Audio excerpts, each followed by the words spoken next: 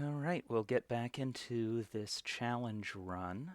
The main goal for today, now that we've taken care of a bunch of the shrines in Hyrule Field and a couple of towers, is we're going to head to the depths in order to do Josh's quest with the camera.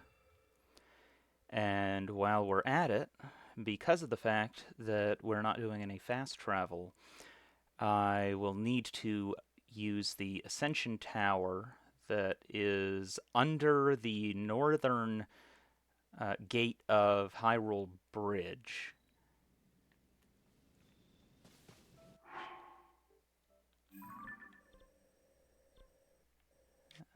All the way down here. You end up popping up right through here.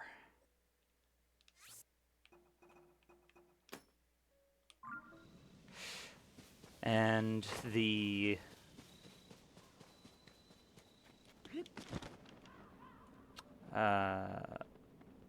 abandoned mine that the auto build ability is at is right near there.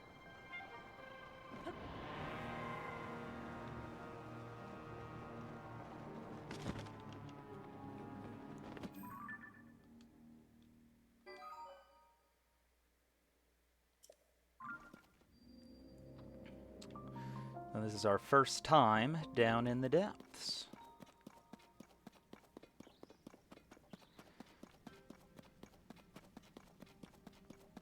But we went and got the shrines up on the surface because they're a little bit easier to spot. And as those who have played this already likely already know, the locations of the light roots correspond with wherever the shrines of light are up above.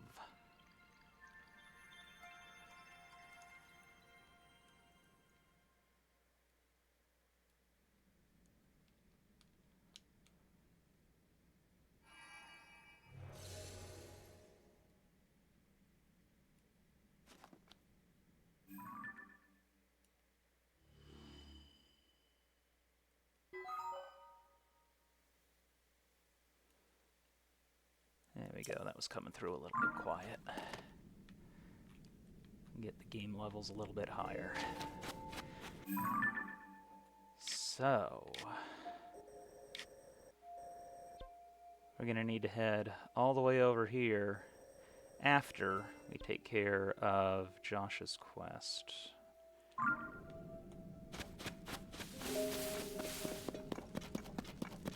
Which I believe takes us over in this direction. I mostly don't care about taking gloom hits at the moment. The depths being my least favorite in the game, but I do love my skelly horses. Yes, I really wish that they would permit us to keep them in some sort of way. Like, even if you could only use them at night or something like that, and they would just get returned to the stables after they despawned or something like that.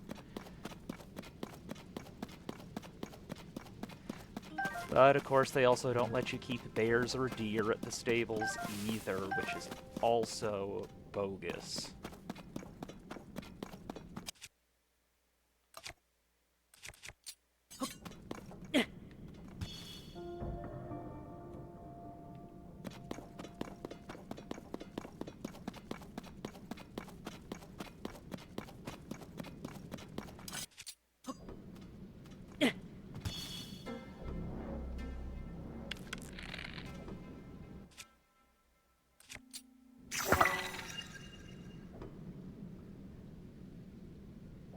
Come on, turn around.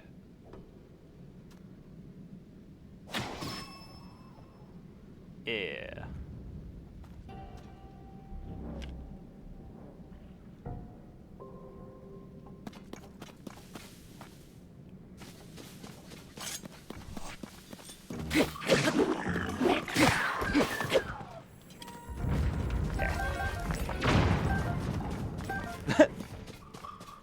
Well, I'm not sure what he just did there, but it was some sort of mistake.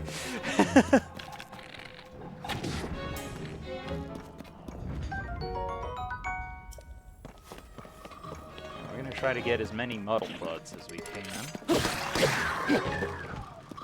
But even more importantly, we're gonna be on the lookout for puff shrooms.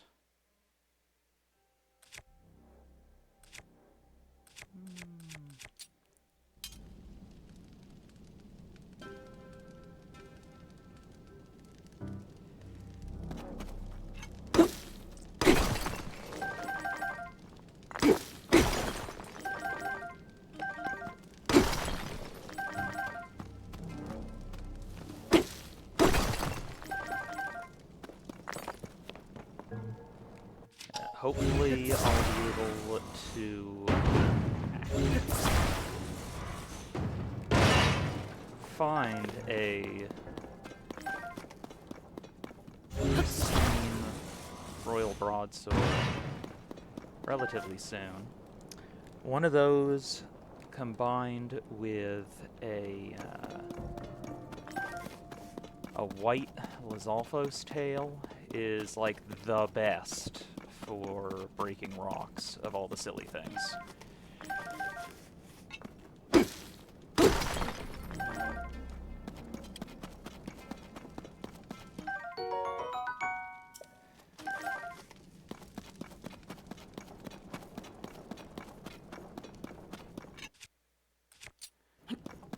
Because if you do a high enough damage to a particular... Ooh, puff shrooms. If you do enough damage in a single hit to a mineral deposit, it'll just break instantly.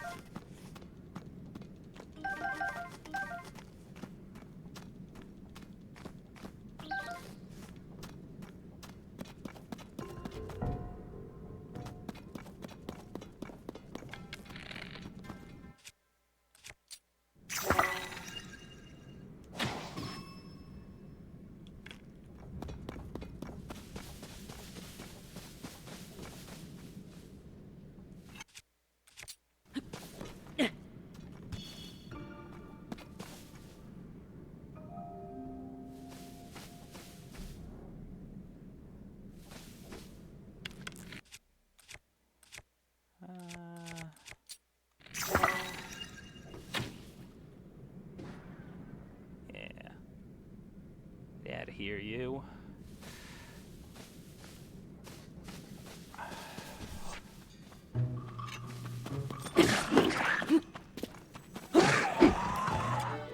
Fortunately, most of these guys are real low level.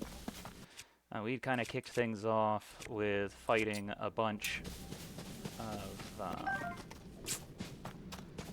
blue bokoblins, like right off the bat, and they're not very difficult later on, but right at the very start, they can take you down right fast.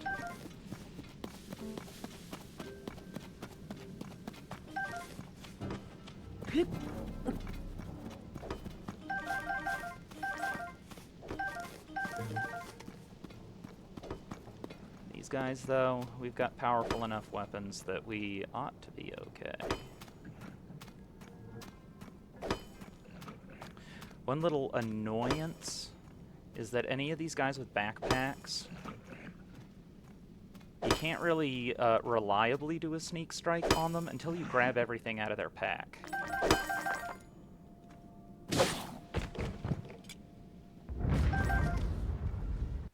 So I've had times where I thought that I was going to do a sneak strike on them, only to end up having nothing happen, and then I bump into them.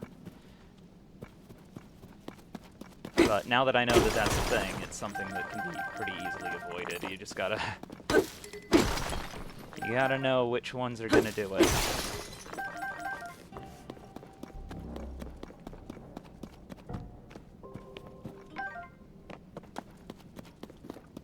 There, new smashy tool.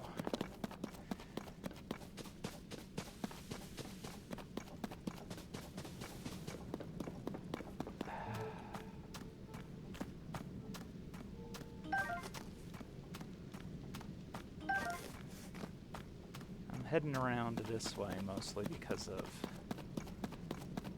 You can tell which type of trees are what by the shape of the bumps on them. And the ones that have puff shrooms are the ones that have what looks sort of like shelf fungus. Looks like there aren't any around this one, though, because it's right in the middle of a bunch of gloom.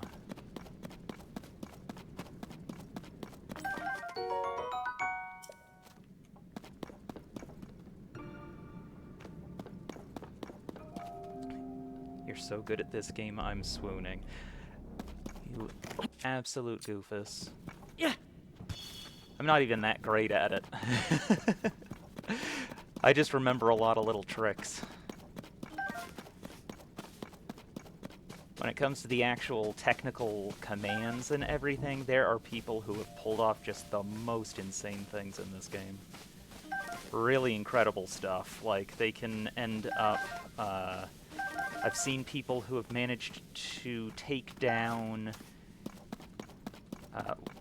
white-maned Lionels without touching the ground.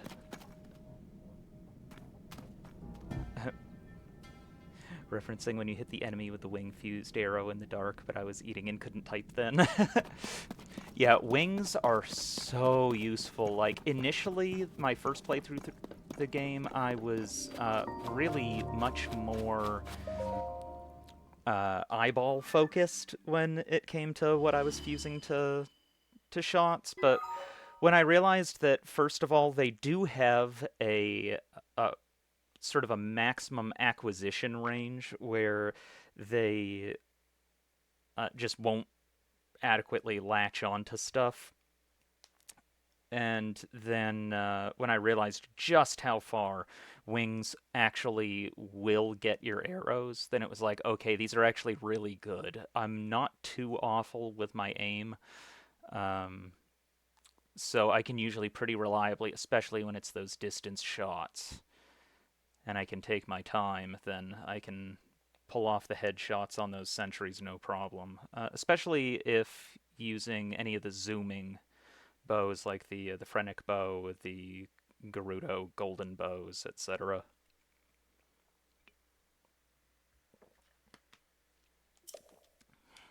Alright, found Robbie.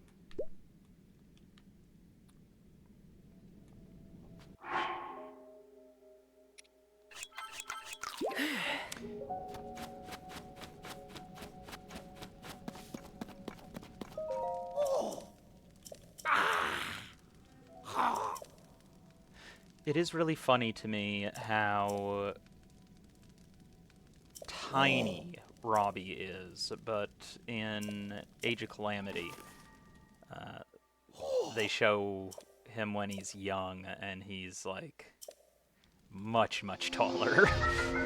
Like, I get it that you shrink when you get older a little bit as the discs in your spine thin out and compress, but that's a little extreme. Like, his spine must be reversed composition, where it's mostly discs and not so much vertebrae.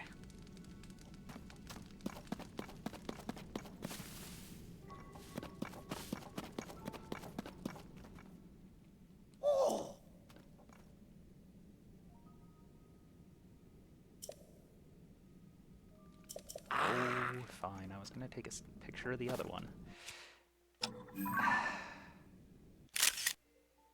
It is kind of weird that these creatures don't actually appear anywhere in the game. Like, people sometimes say, oh, they're Zonai, but the proportions of them isn't correct. Oh, does he want me to show it to him? Oh, yeah. Yep, okay. Fine, Robbie. I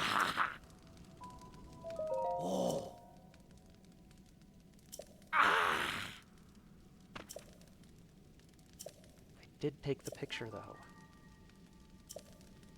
I don't know, maybe I was at too much of a distance. Oh, okay. I just had to be right next to him. That's a little silly. I love when old people shrink to like 1/4 of their biggest size. Yeah, it's so silly to me. Like, I get that it's a caricature and everything. It's just, it nevertheless, thinking about it as if it were literal, it's like, wow, bud, what happened?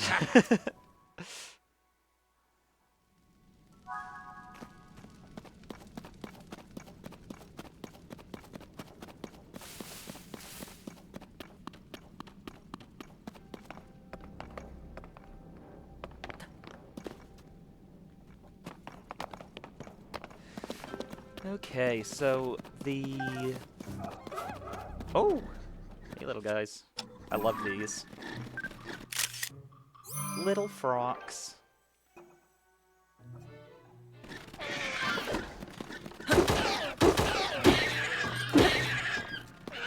I'm still using my rock hammer.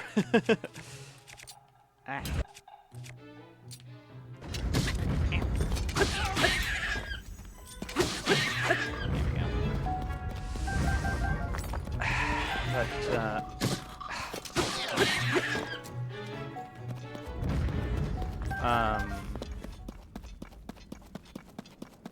Yeah, I love how a lot of the Zonai devices have little faces on them and stuff like that, sort of like, on a lot of ancient Mesoamerican architecture and decorations and stuff like that. They have a lot of faces. And so it's just like a sort of a similar overall aesthetic.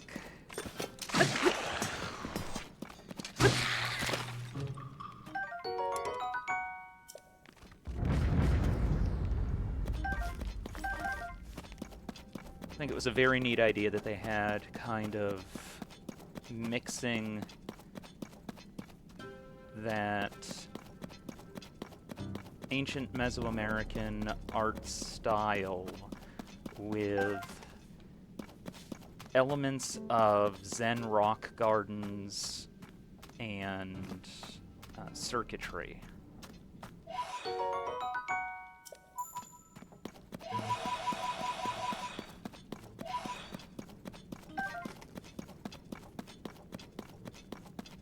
Oh, here's the first of these.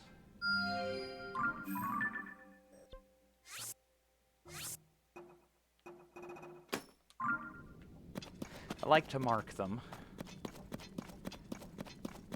Makes finding pristine weapons in the depths a little bit easier when you're able to be like, oh yeah, there's one over here.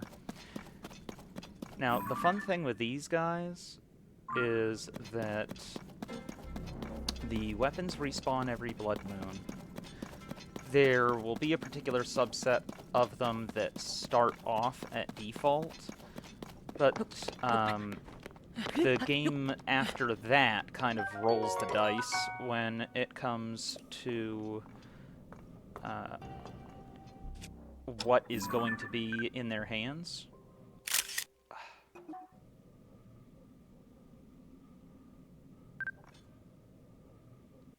There we go.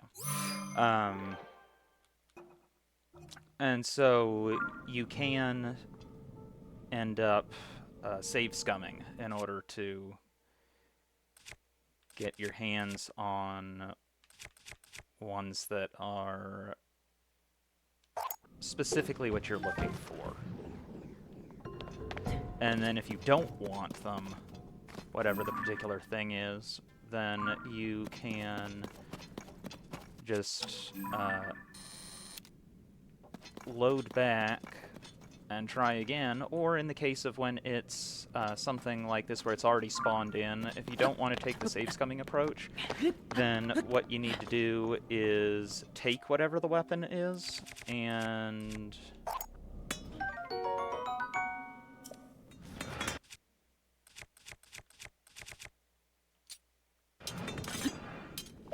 throw it away. because it'll stay the same one until you take it from its hands. Let's see.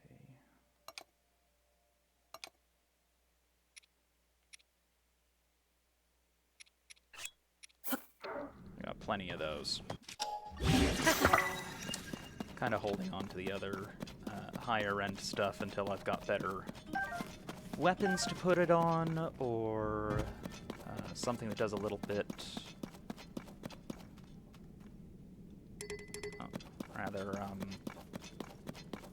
I already said that. I mean, if I just get more of the darn things. It's something where limited resources, I like to hold on to at least a couple of certain stuff.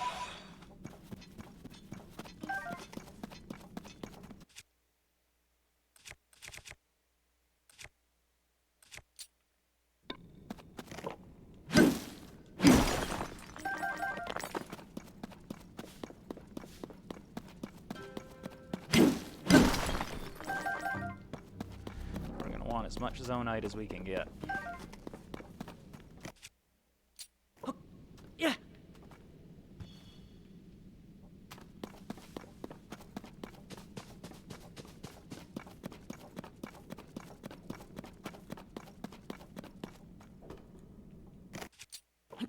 Yeah.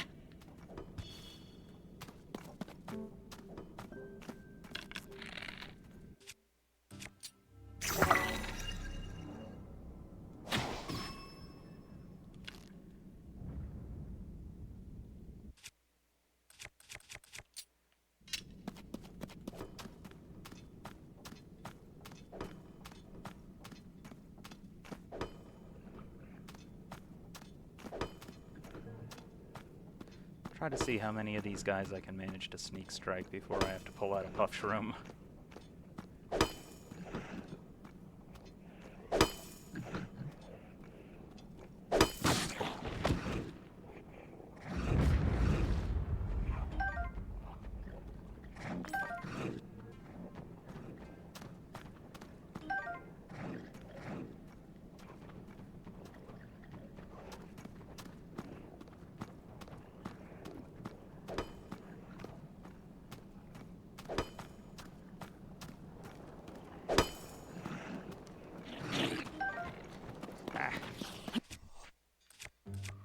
Okay. Puff shroom time.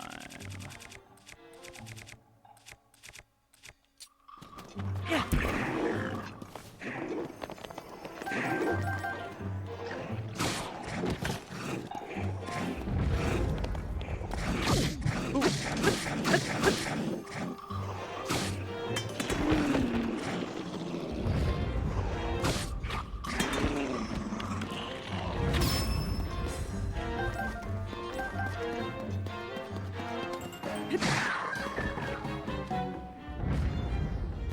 Take that.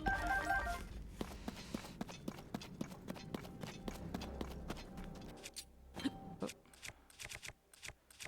Not a puff shroom. Yeah.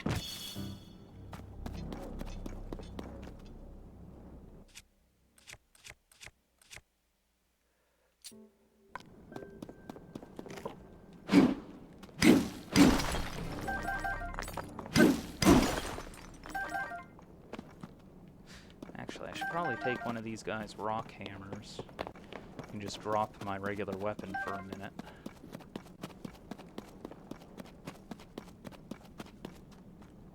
Just gotta find where darn things are. Yeah, there we go.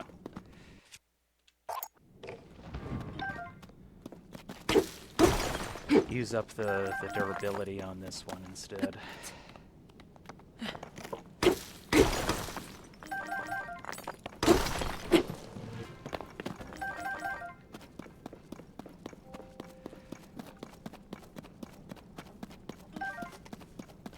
When the goblins die, the sound that you make is the same sound I make when I run out of tortilla chips. Yeah.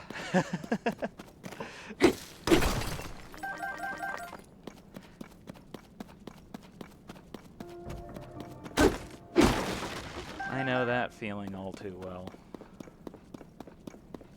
Tortilla chips are so good, but they don't last. At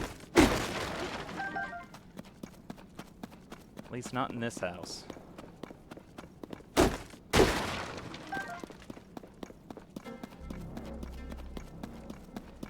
Alright. Now we can get rid of it.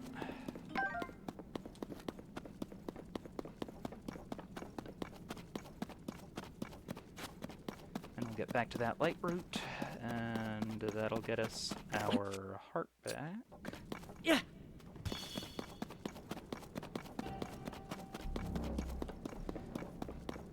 I can heal up.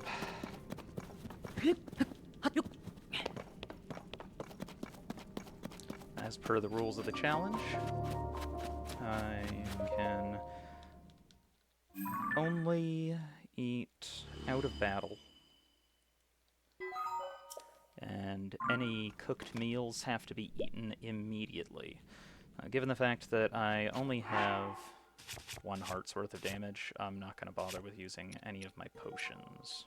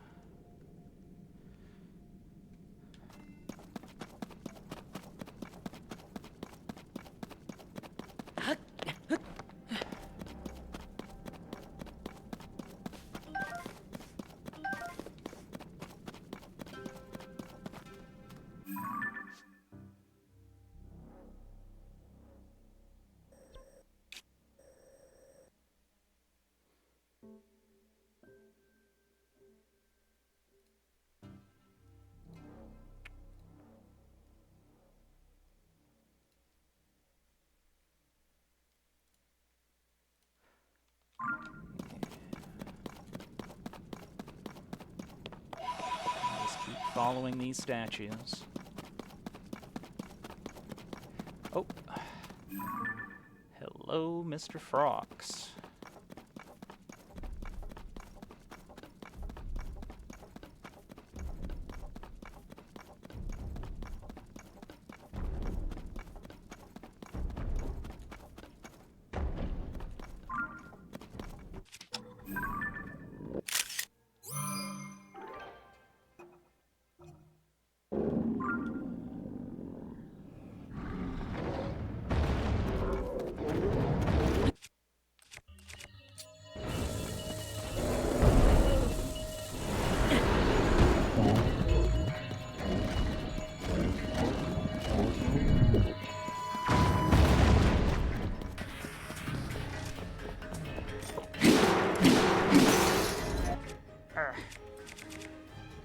Of course, I don't have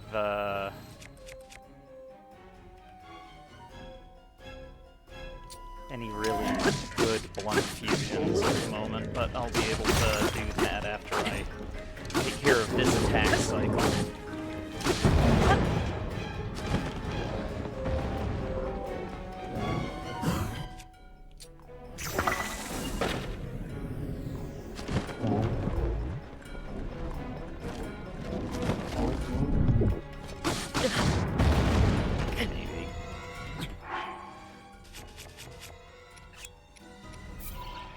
Destroy the fusion on that, and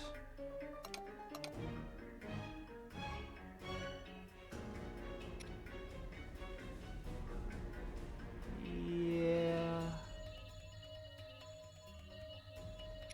let's see, 8 versus 6.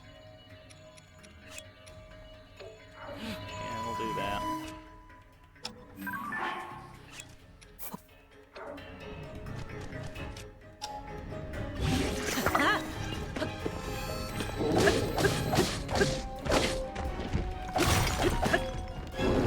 That'll do a little bit better.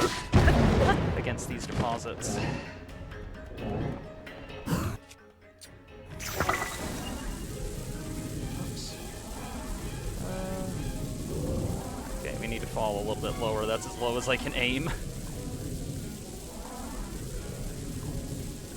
There we go.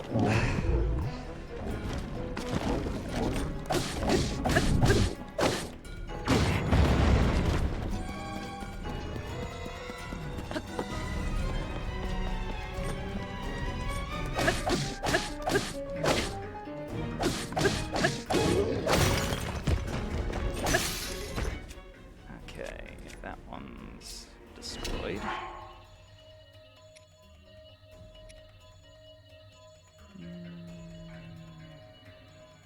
Yeah.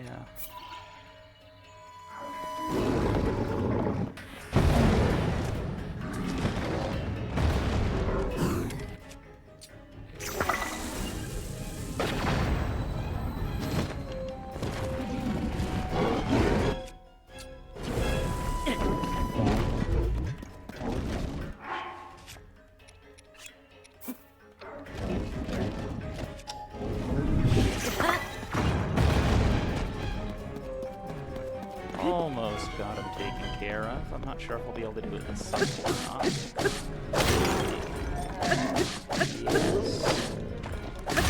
Yes. Yes.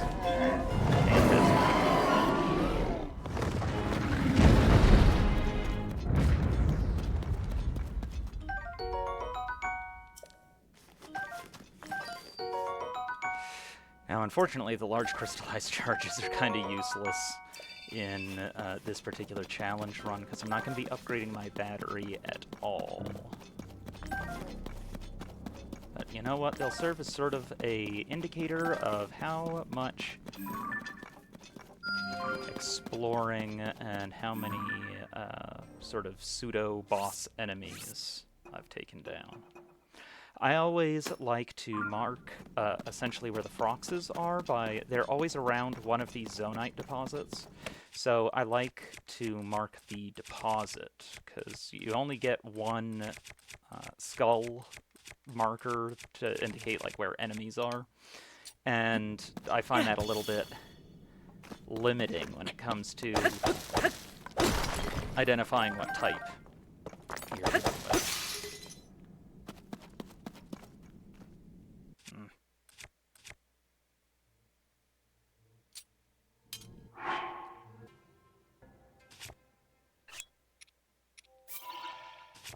Having to completely re-kit all of these weapons.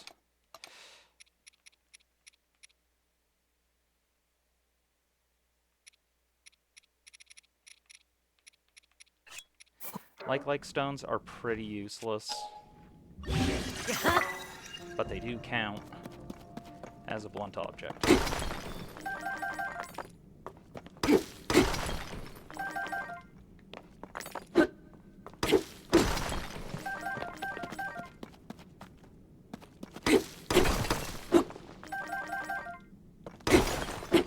Zonite, on the other hand, is going to be quite handy, and the large Zonite will be able to use for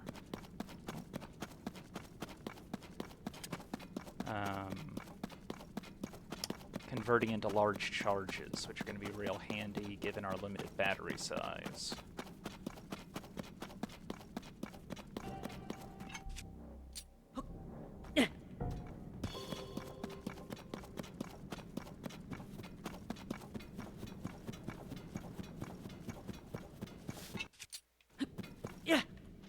I really wish that they had given us a weapon, quote-unquote, that you could select that would just be like a throwing glove, and you would fuse it to a particular item, and then it would just keep on throwing whatever that item was out of your inventory, just so that you could do it repeatedly without having to go into the menu every single time.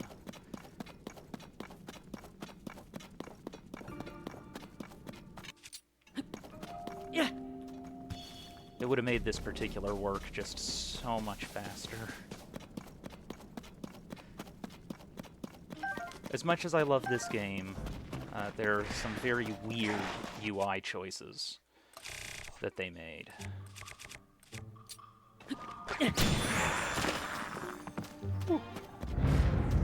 dinged me.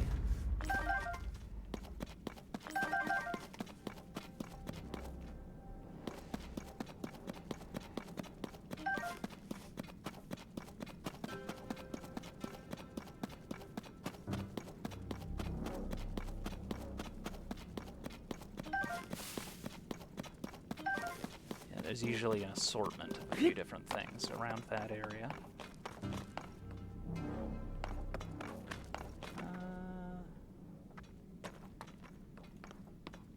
No control sticks.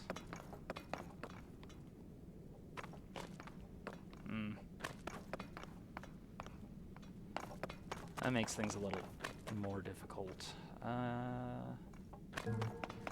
No, we'll just hoof it on foot. Oops, for now. If I had a control stick, it would have made life easier there. But... oh, speak of the devil, there's ponies. We'll get one of them instead. There go babies.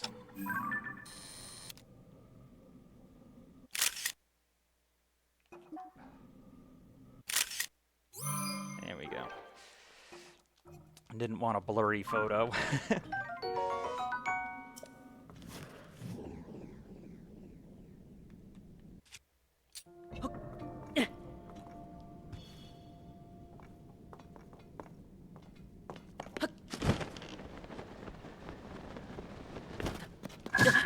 Oh, can I just get one of these guys once without getting kicked? I guess not.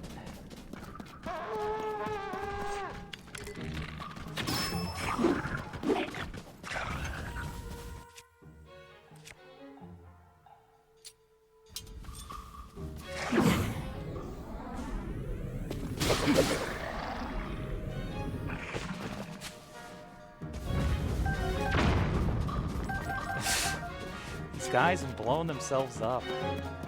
It's ridiculous.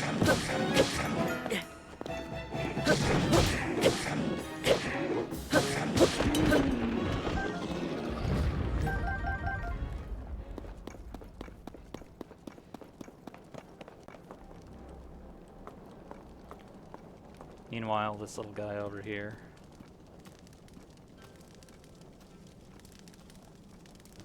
He's just chilling.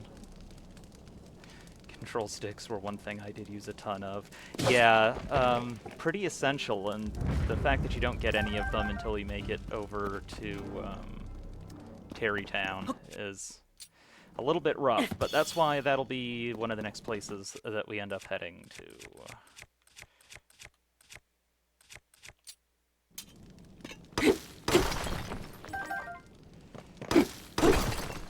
Load up on them there.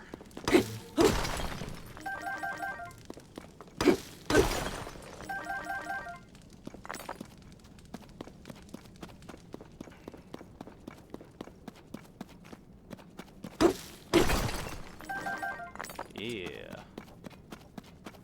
Not too bad, we've already got 175.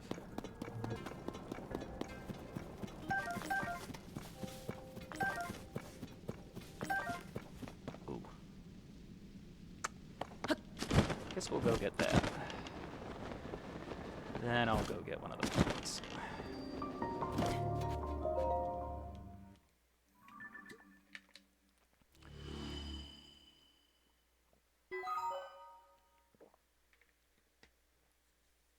Yeah, I think one of my favorite things with control sticks is the way that you can use them for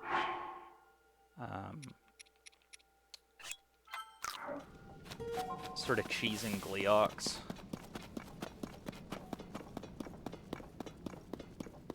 Oh, maybe we don't need one of the ponies. We're right here. But yeah, you can just straight up stand on a control stick and jump off. Whoops.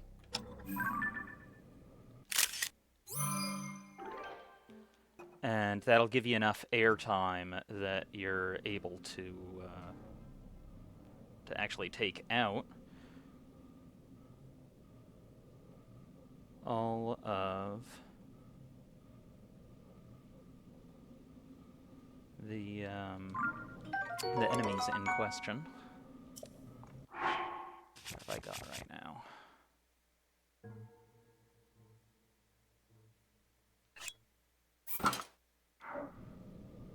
Okay.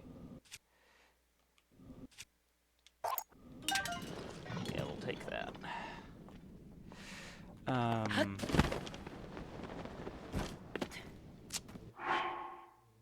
But yeah, it makes it so that you can get enough airtime, you'll be able to stun all of the heads and then get in a cycle of melee.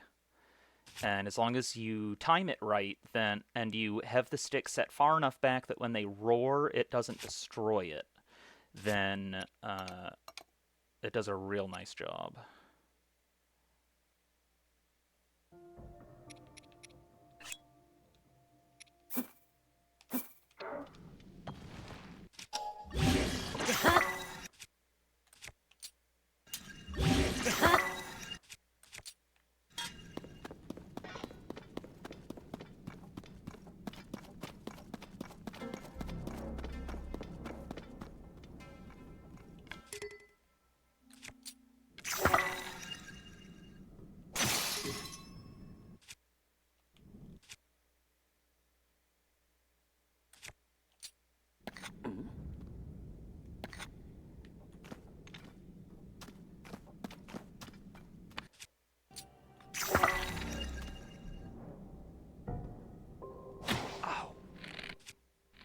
Of course, he moves his head right at the last second.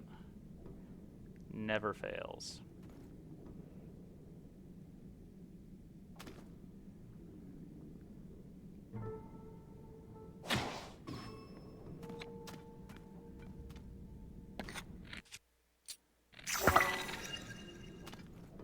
The nice thing is that a headshot on a sentry always takes them out. So, even in the event that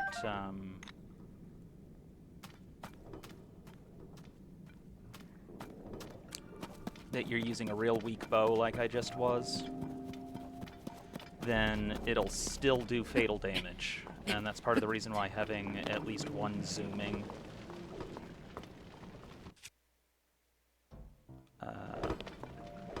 weapon it's really nice, like the Phrenic bow or the golden bow.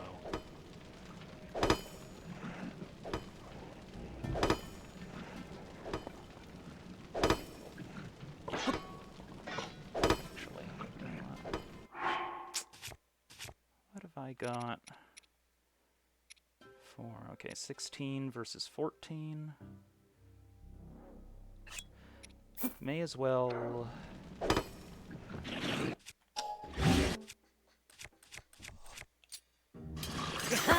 go with that.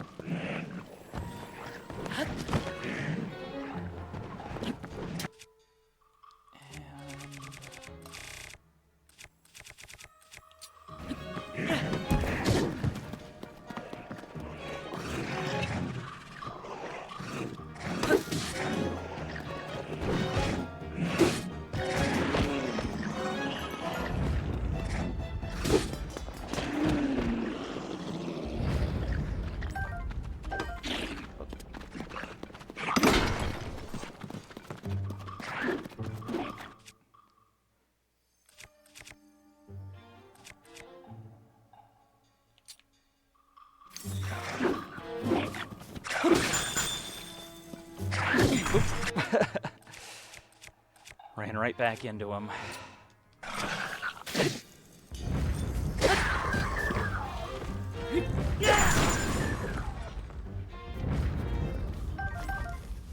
My mistake.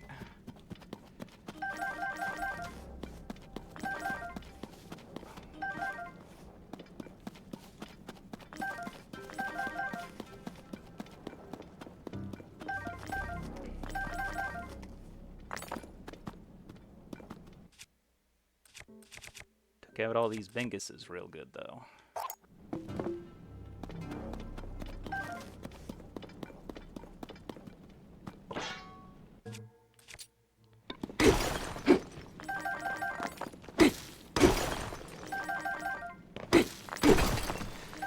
The eightfold blades are real nice for comboing with puff shrooms, because you get something like an EX modifier on your stealth attacks.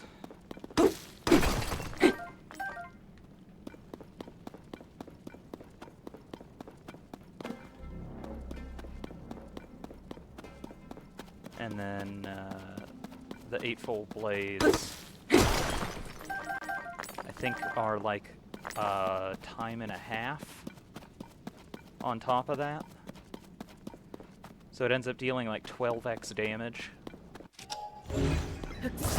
Something along those lines anyway. It's something stupid. It's like the sheer damage output that you get with them. You can end up taking out silver level enemies in a single strike, if you've got a powerful enough fusion. So I always try to put my best stuff on one of them, especially once I get a pristine one. Unlike other weapons, you don't come across a whole lot of the eightfold blades early on. Not until you really get the Yiga encounters a lot. And those really start ramping up after you take out one of the regional phenomena. Yeah.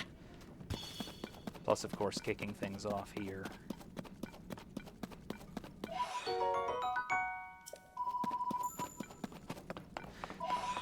We'll need pose a lot, because one thing with fast travel being disallowed in this playthrough is that while you can repair weapons with rock octoroks, those are like all up in the Goron region, rather than being anywhere more accessible.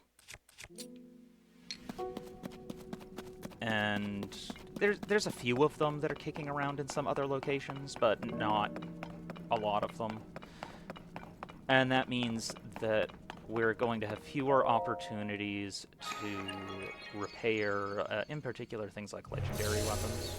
So it's much more likely that rather than letting damaged weapons end up taking up a lot of space in my inventory, I may just go ahead and let certain ones end up getting destroyed. Because the tricky thing, especially with legendary weapons, is that you can't just throw them straight into an Octorok, because the devs didn't want you to be able to get positive modifiers on legendary weapons. They wanted them to behave just as is. And because of that, in order to repair their durability, what you have to do is you have to fuse the legendary weapon onto another regular weapon, and then throw that into a rock octorok. And given that a lot of the legendary weapons are going to have like really nice stuff fused to them in order to just maximize their utility, it means that if you want to save whatever they're fused to, you're going to have to go to Terrytown first, and then you're going to have to go to all the way to like halfway up Death Mountain in order to run into the rock octoroks. So it's just a whole arduous thing. It really makes it so that there will be less preservation, at least, of a lot of these particular weapons.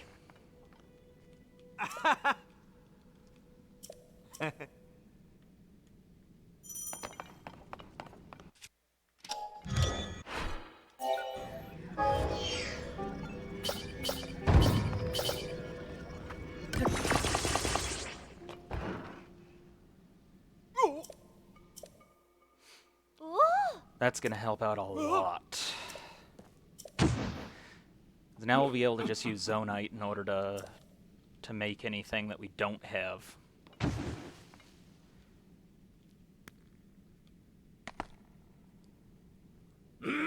Something that I just love about Master Koga is, first off, the fact that he is absolutely ancient.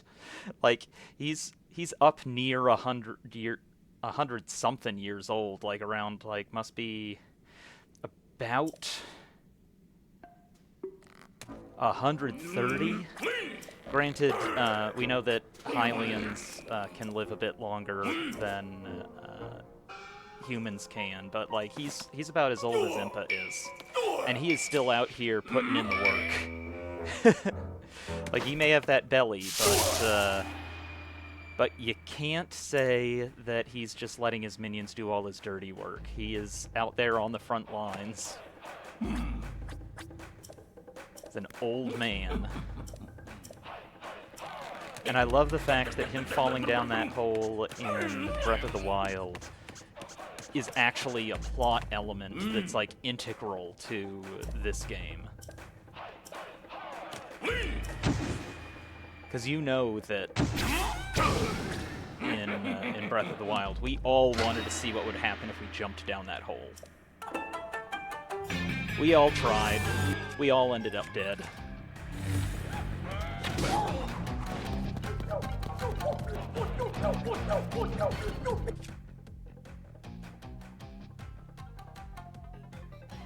Actually, you know what? While he is like this,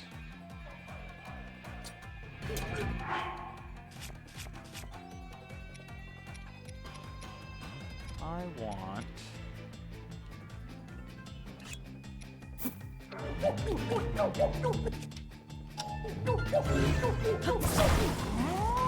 Oh, won't let me get it. I was gonna try to auto-build steel.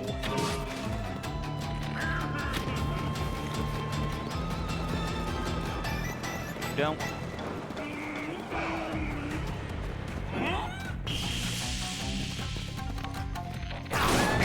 Whoops.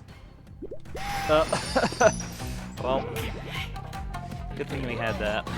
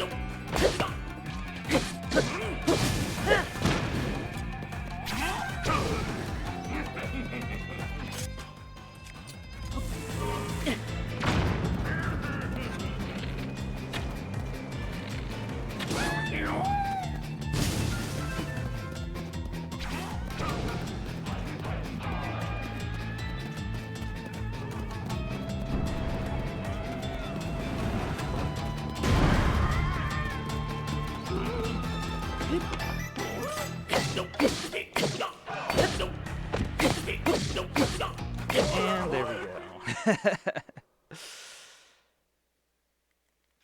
Auto build officially acquired.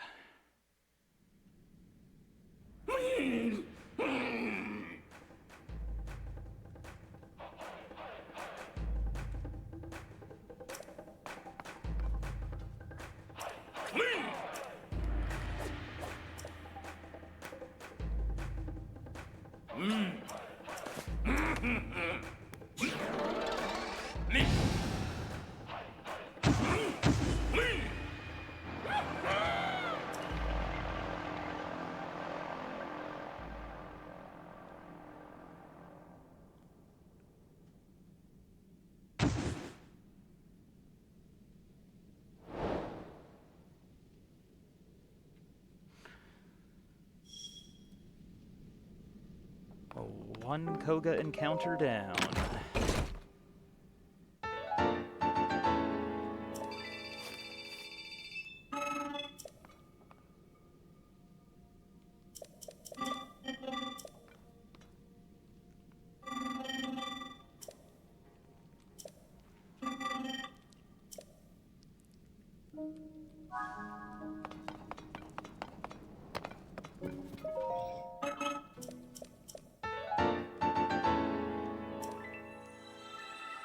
First of our schema stones, which are mostly useless if you're a good engineer.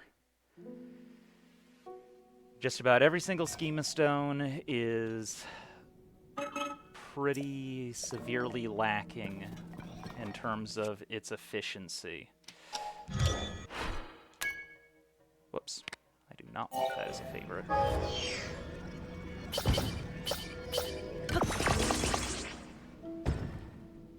But yeah, you know, it's nice having a bunch of things that you can auto-build, but they seem to have deliberately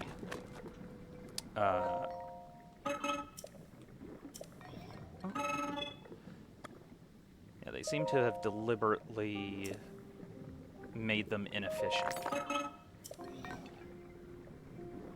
Just sort of as a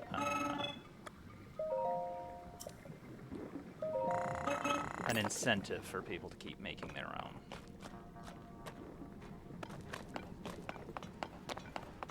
Which, like, yeah, I get it. But it just means that you have, like, all of these slots that you'd rather had something else in them.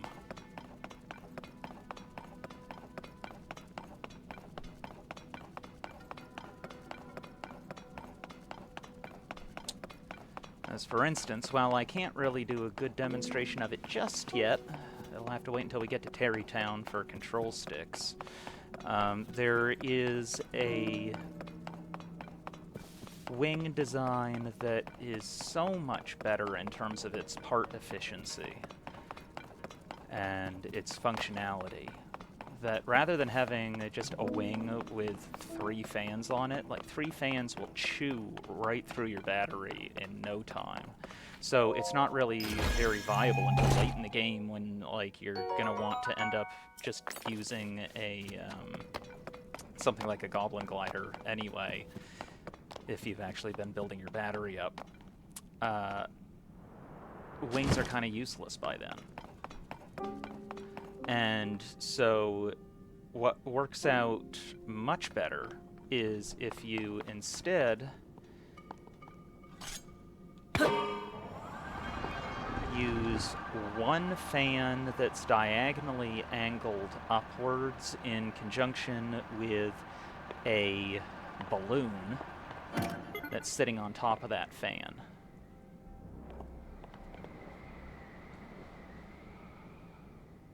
Because the thing with fans is that they don't add linearly to your speed. I believe it caps out at, like, I believe 4 fans, and you hit the maximum for speed. The only other thing that they add beyond that point is additional thrust, which is necessary for lifting more mass.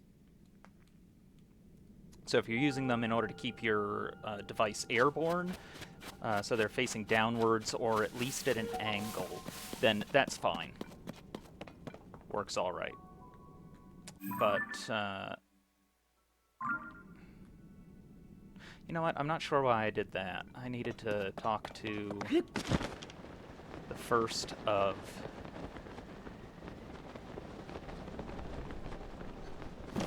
the bargainer statues first.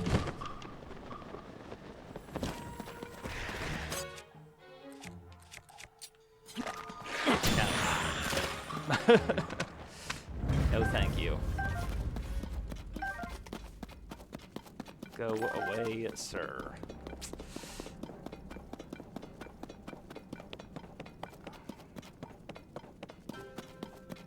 Fortunately, there's more parts up there, so I'll just make another wing. But yeah, adding additional fans, it doesn't add linearly to your speed. It'll just add a decreasing amount incrementally as you go. It's actually kind of embarrassing how long it took me to find this freaking statue here. Because the way that it's tucked away like that, it's just in such a secluded little obscured spot.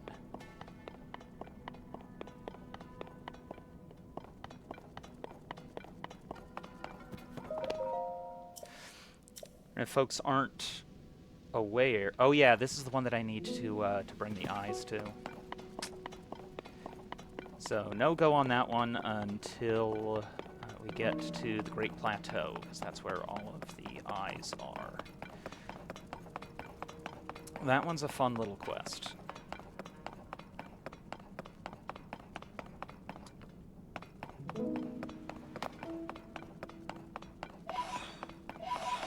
So, fun fact with the rails here is that each different region that makes use of them has a different style, and it makes it so that alternative vehicles for moving along it, rather than just like a minecart with a... Oh wow, I actually just straight up put another one there. That's kind of nice. Rather than being able to have one vehicle that works on all rails, rather than just using a fan on the back, there are some more efficient and convenient vehicles that I was able to figure out how to make for riding the rails. But the rail type ends up impacting what will work on them. So for the Sky Islands, the rails there don't have any supports that get in the way, and so you can pretty conveniently just take a couple of small wheels and you just slap them on the sides. And despite the fact that the wheels themselves don't actually touch the rail, it makes it move forwards and backwards. And so you do have actually a reverse function on there. But when you are on the mine rails down here in the depths, there are these support pillars that you end up passing through. And that causes that kind of arrangement to no longer work properly. So you have to end up using a slightly different build that puts the wheels on top of the rail.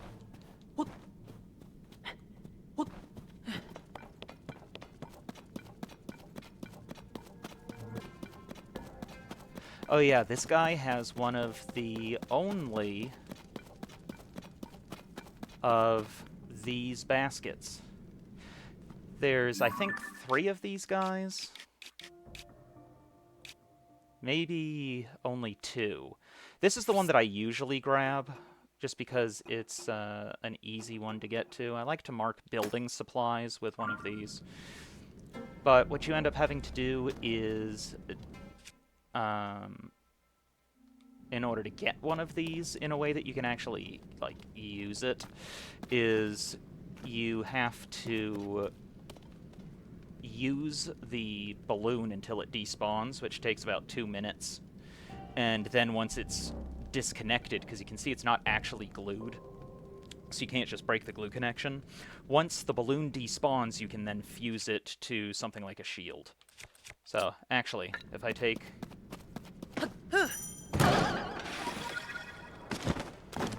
that...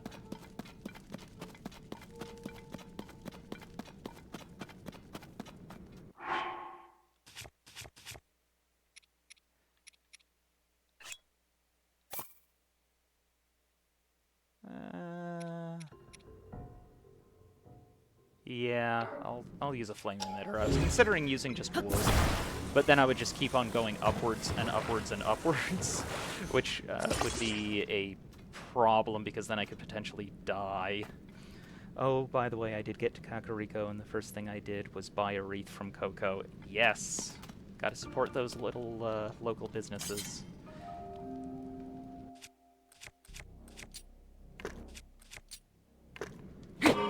I always have a wreath shield. And while I prefer to have it on a Gerudo shield, I just haven't gotten that far yet. But once I do, then that'll be the shield that you see me always using.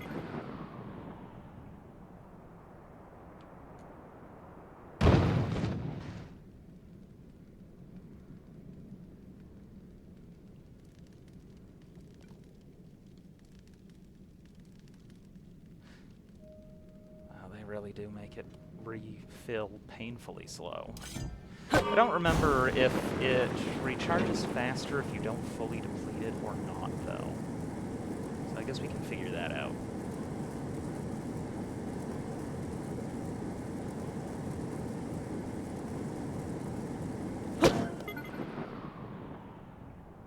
Yeah, looks like it refills a little bit faster if you don't let it completely drain. That's good, at least.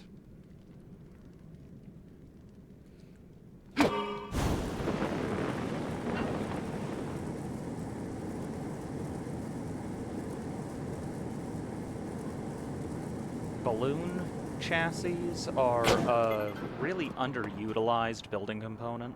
One of the things that's great about them is the fact that they are only 400 mass. They're huge, and they've got a nice frame that you can connect a whole bunch of stuff to. My preferred vehicle, in fact, for shuttling Koroks around is just 3 vertical fans arranged in a triangular fashion on the base of one of these, and with a control stick on the top where the balloon would normally go. It does a really nice job of shunting them about from place to place, and in fact I put this opening here because of the fact that you stand on the top of it when I have it rigged up that way. I have the opening on the front of it facing forwards so that it makes loading and unloading the Koroks easier, the little backpack guys, because I'll just stick them right on the brazier. It makes a good little platform that keeps the weight completely centered, so it gives you very good control. We're probably nearing the limit here. It is kind of fun that the balloons themselves do induce drag on whatever build you have attached to them. I believe they have something like 600 mass to them, though.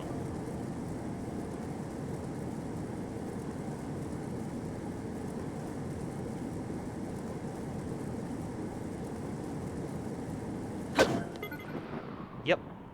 Looking it up in the interactable objects sheet that the engineering community made for Tears of the Kingdom, it does indeed look as though balloons are 600. I was remembering correctly.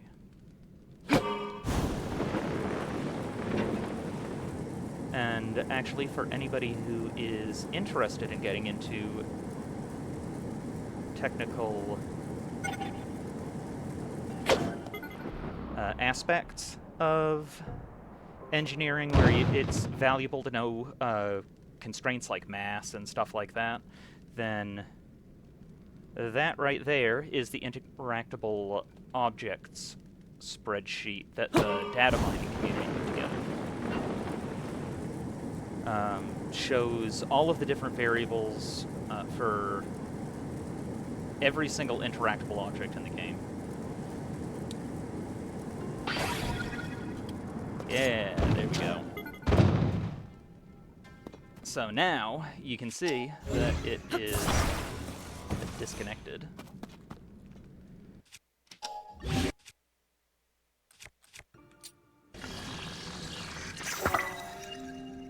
Ta-da! And then once we get to Terrytown, we'll be able to disconnect that. Now, unfortunately, the surface aesthetic ones are treated by the game like it's a Zonai style. And that means that when you go to auto-build something that you put together using this type, then the game is just going to make a standard Zonai style. It's just going to do a standard Zonai style basket, which is just a shame. But when you're using original parts, it sure is nice.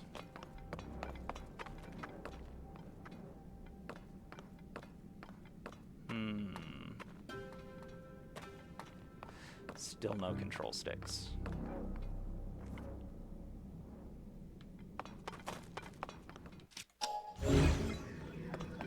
Well, fine.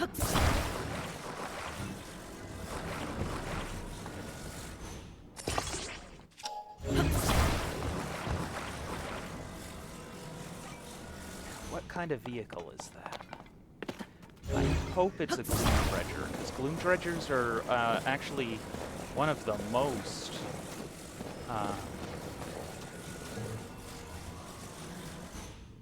cost-effective chassis for a really nice land vehicle. And of course, being able to make use of one of those will be real handy for circumstances when we get separated from our horse. It's funny how much better the Yiga are at boxing stuff up than seemingly anybody else in the game.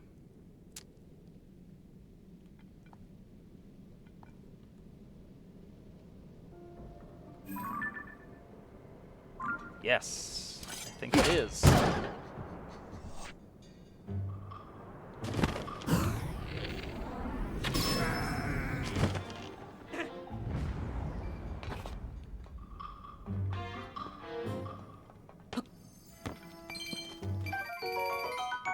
Oh yeah, nanner time. And yes, we have got ourselves a Gloom Dredger. Now, the lights on them are freaking useless. Always use bright bloom seeds. Instead, they don't use any battery. Lights are like one of the most useless things in the game.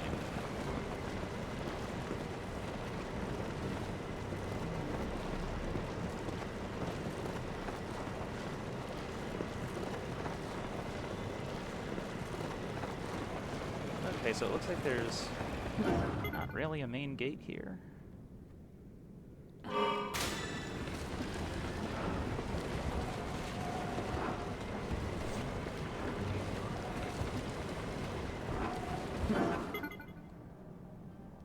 So I guess we will use the springs. Back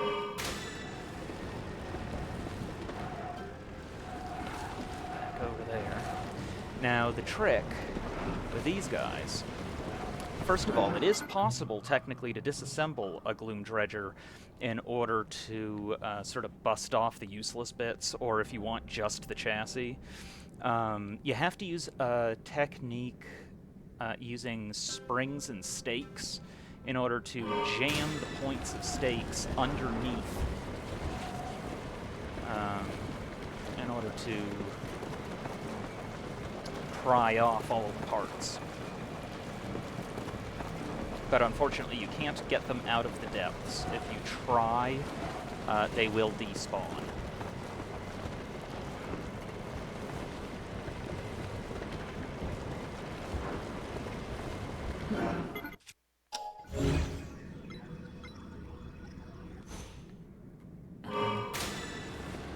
Those springs go. Oh yeah, there they are. But yeah, a trick for getting this guy into our auto build is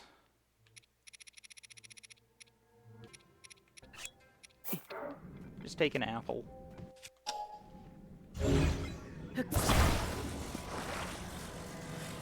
and just stick it on there.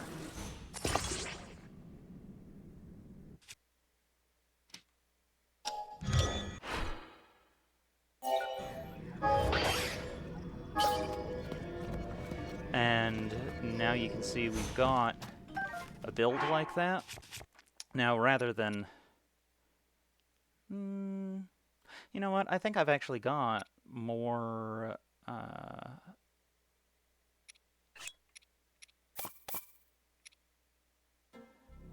more zonite than I do wheels. So I'll just take the lights out. And one big wheel. Because we need... at least one.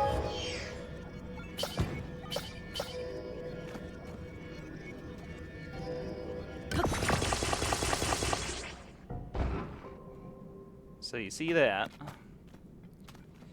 And now what we do is, since parts will break when you remove them,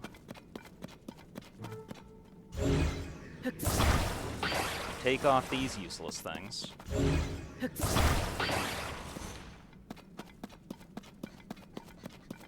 Now we just come over here to our one real wheel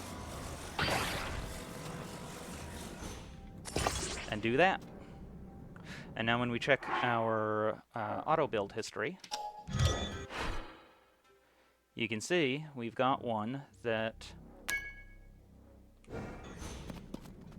now is fully functional without the lights,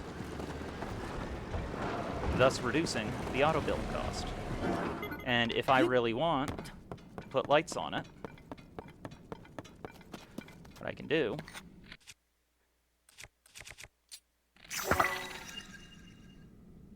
in fact, you know what? These work even better.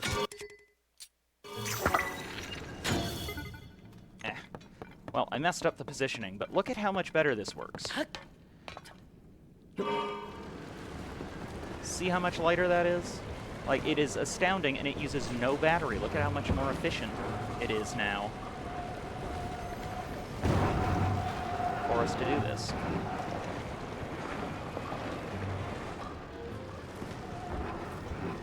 Okay, so I'm probably not going to be able to get up over there, but nevertheless, I can just go and grab those springs.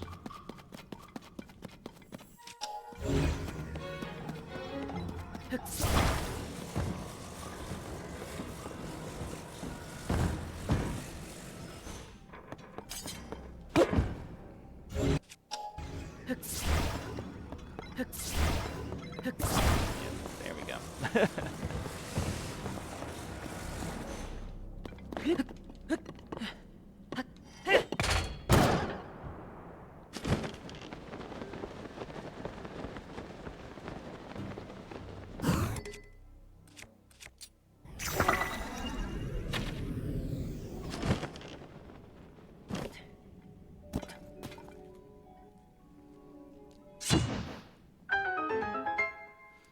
Mess around with those guys. I always just throw an eyeball on the arrow. It just makes life a lot easier.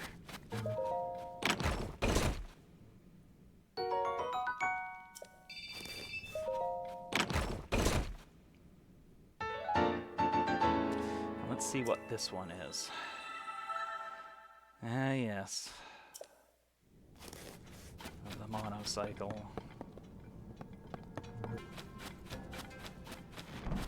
Fast, but hard to control. I'm not a fan.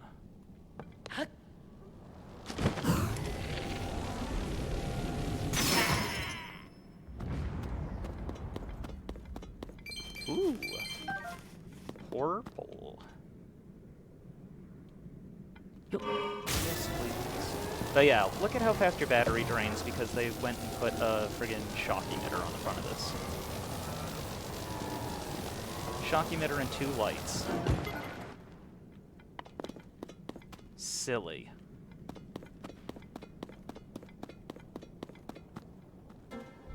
Now, by contrast, these right here are like one of my favorite things. So what you do, you extend the spring, and you take a rocket. Take the rocket, put it on the corner like that. Now, watch what we do here.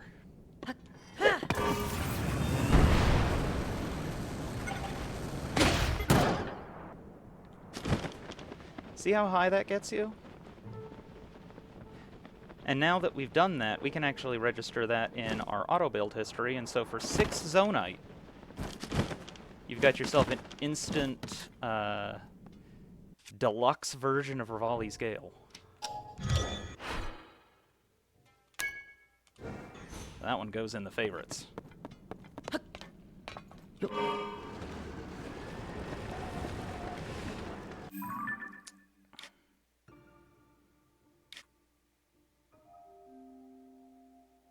Okay.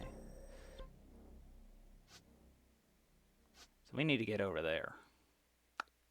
So I'm actually going to turn around for the moment. Oh, and there's Faroche.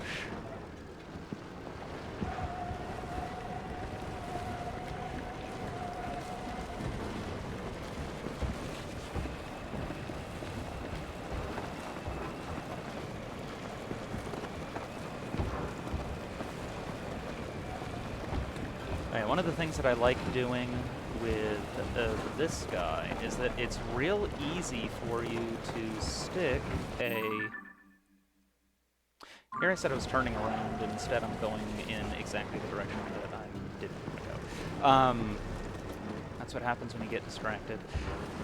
Anyway, one of the things that I like doing is I've got a nice little pulsing laser drone setup that I like to make use of. And I will stick that in the back. You can see the Gloom Trigger handles really quite nicely.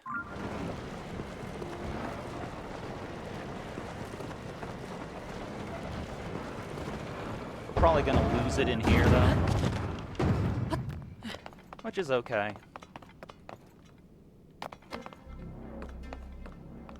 Actually, just take it with me. Just ultra hand that baby out of here.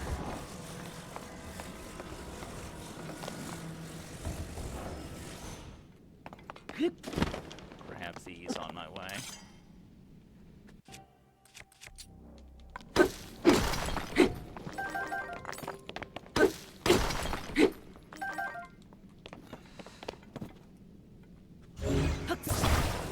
Of course, we want to get whatever's in that chest up there. It might just be a crystallized charge, in which case, big whoop. That would be really nice in a normal playthrough, but in this one, because of the fact that we're not upgrading our battery at all, it is basically useless. But it might be one of the pieces of amiibo gear.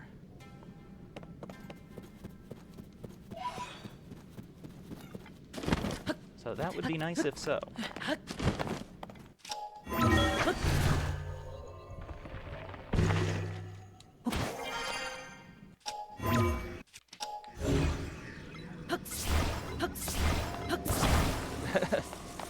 Thank you. Ow.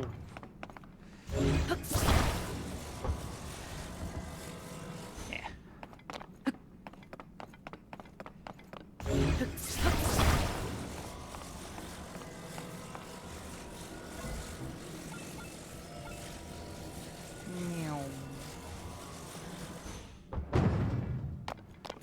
Let's see, what do you have? Traveler's sword.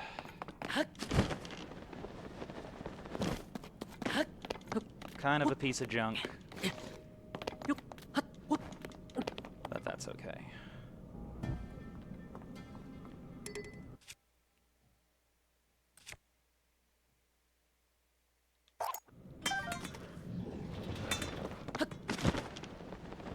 I do have some other junkier weapons anyway. So still technically an upgrade.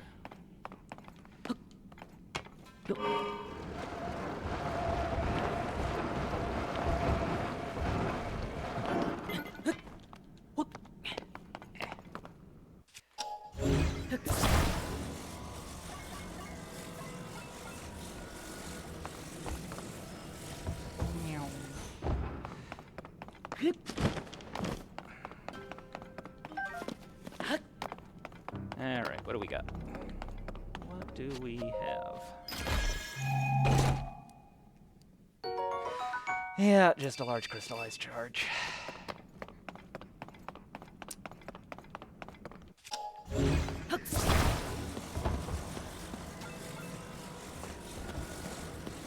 It's too bad you can't dump those into the gacha machines or something like that.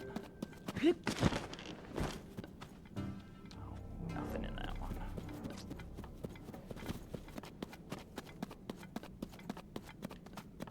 What do we even have up here?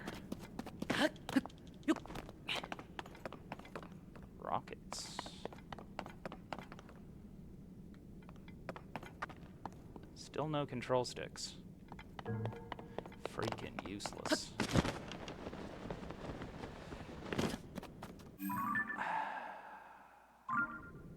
Okay, so we're facing in approximately the direction that we want to go. Just need to go around the side here. Now, one of my other favorites is I really like the Tinoco Island boats. And slapping some wheels on those. They're a little bit more costly in terms of their overall part efficiency. Like 3 extra parts. But the chassis on those is really nice. It just gets you so high up in the air, plus you've got a nice raised lip around you that... here's our incline limit.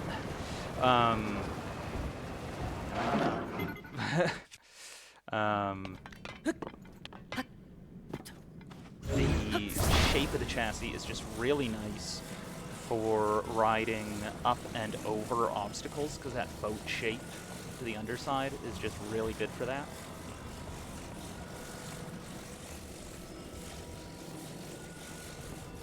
Hey, what's this? What do we got? Probably still no more control sticks. Yeah. Nothing. Dumb.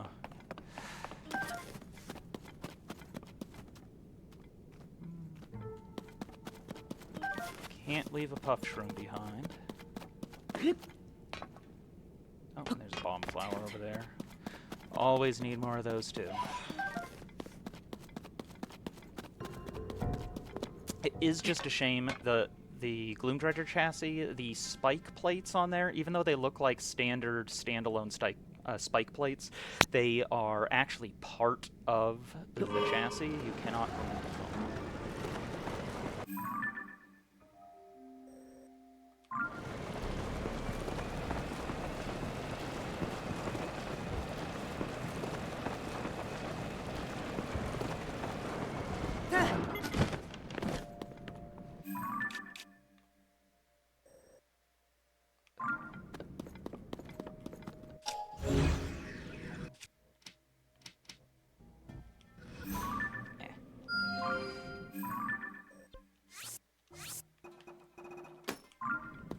I think I forgot to do that with a few of them. Not too big of a deal, but I do like to mark them.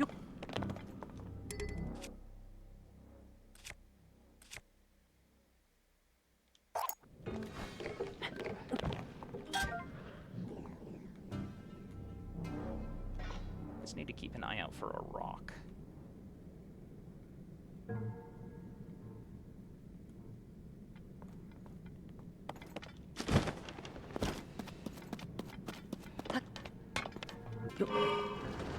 That Traveler's Claymore will make a decent rocking. I like using a two-hander just because it reduces the number of strikes that I need to make.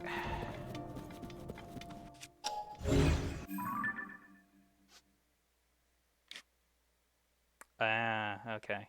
I'm gonna need to go around here. On too high of a layer, so we'll bonk ourselves down there. For those who aren't aware, most of the terrain of the depths actually follows the inverse of the land above.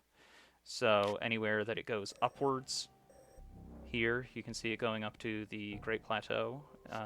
Here it instead drops downwards in a similar fashion. Yeah, if we just go around to the right, this should. This should take us around to where the Ascension Tower is.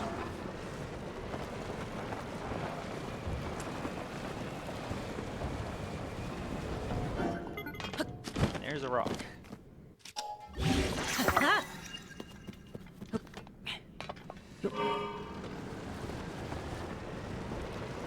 Some sort of enemy camp over here.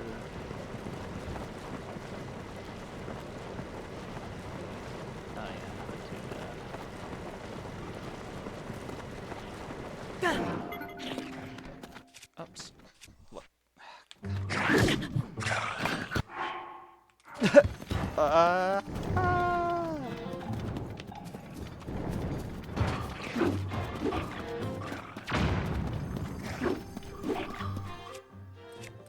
Wasn't quite prepared for that.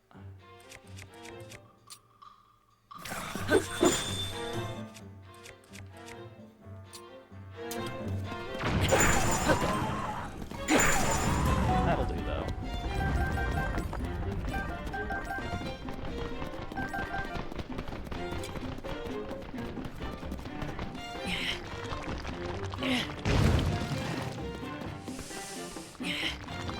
No.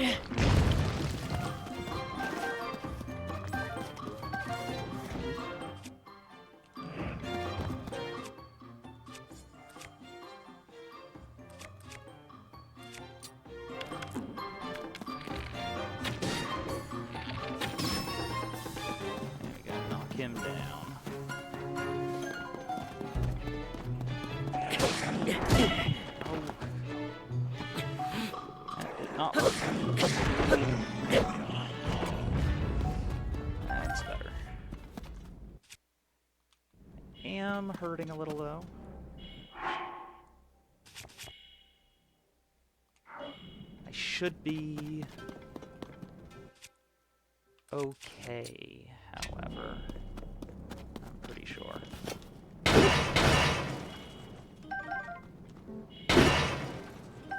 Got cat food in that hella spicy General Tso's chicken. I would say delicious, except then it would be ambiguous if I was referring to the General Tso's chicken or the cat food.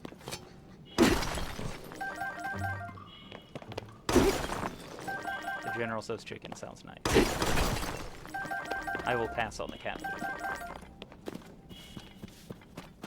The cats will be very appreciative, no, though I know that.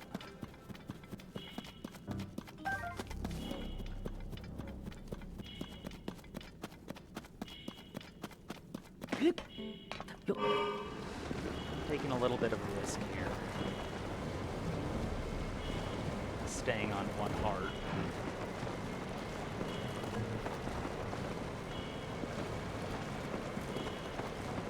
I think it'll be okay.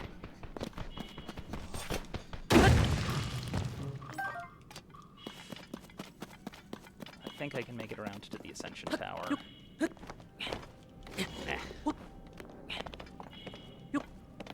Without issue.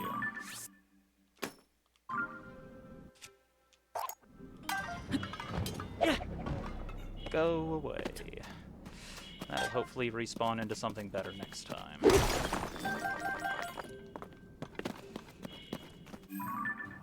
we now? Okay, we still need to go around.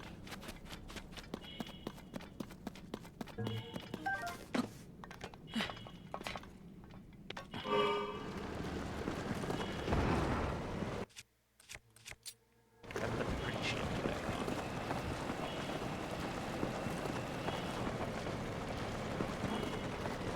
Yeah. It's up there, I think. That was too steep.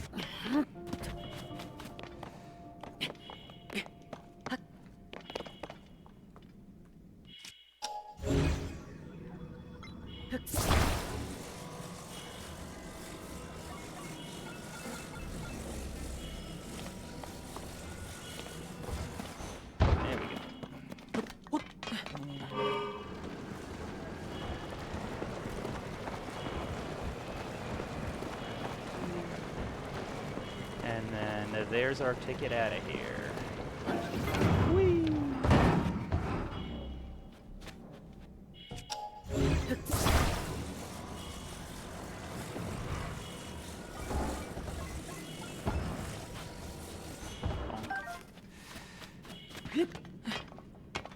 You can see the giant bright blooms just work so much better than the lights do. Every light uses as much energy as one big wheel does, which is just really absurd.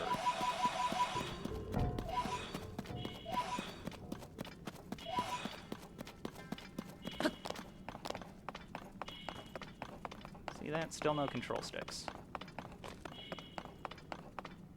Dumb.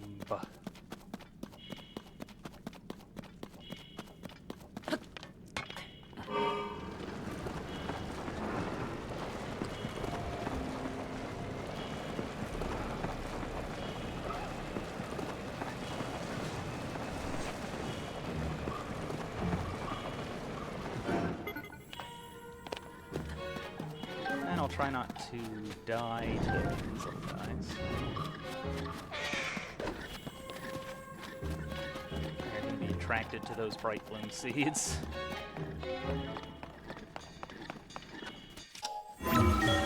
And there's our way out.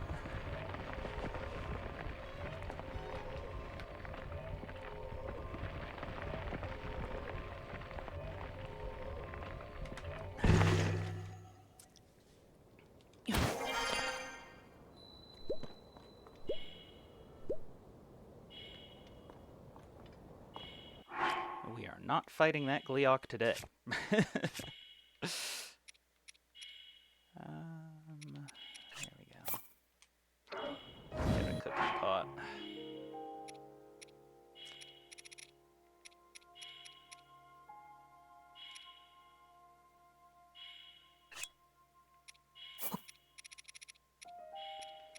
One tomato, one apple. Should get us back to full.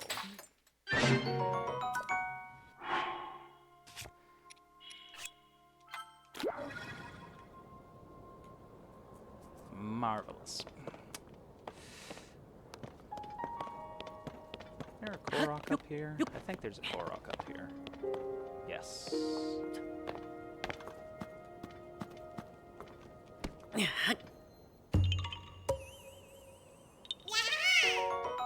little buddy. Not gonna drop it on your head.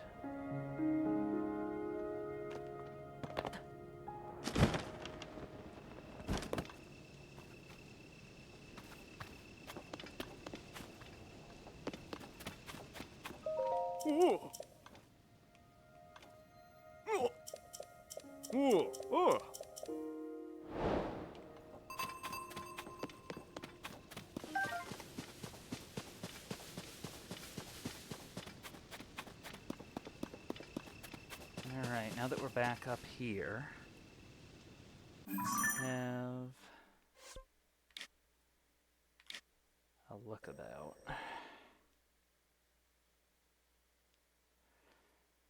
As a reminder, no fast travel. So I am going to have to make my way back over there the hard way.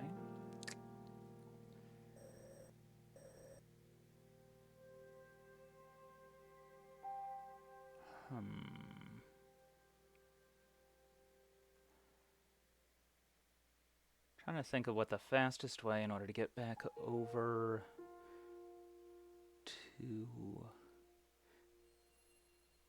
I'm not sure if I really want to bother with going to...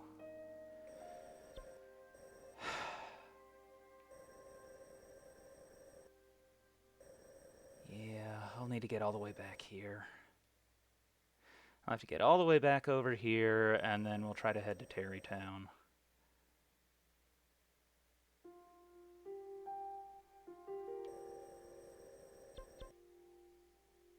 So I may as well head back to Lookout Landing, first things first.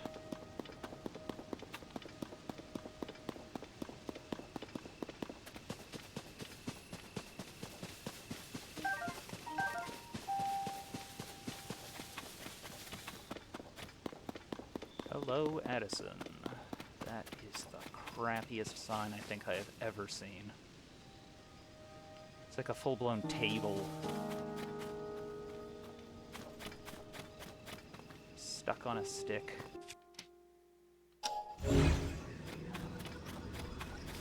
Question. Okay, that looks wide enough to... maybe? No.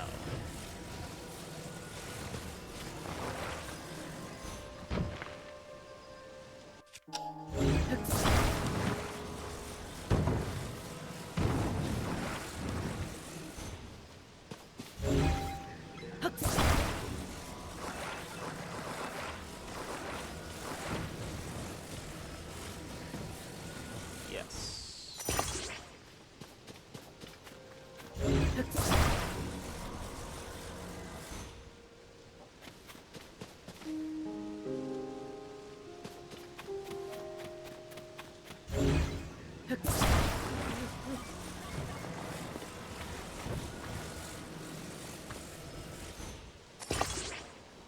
That ought to do.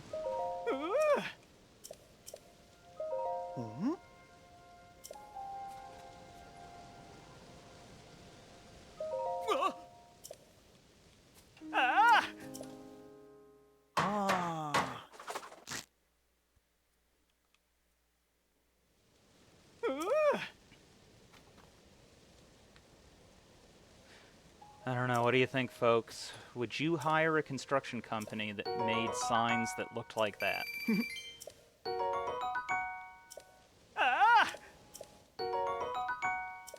I don't know about you, but I don't think I'd be so inclined. Nothing says quality like this sign.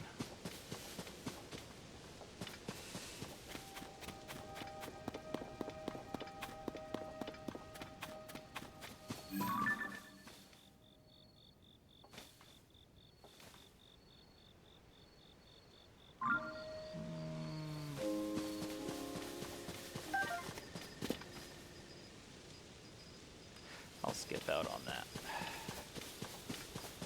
I'll skip on it for now.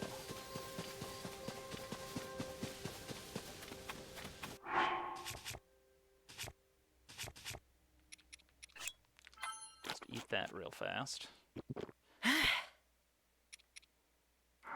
Actually, just for the sake of making things a little bit zippier,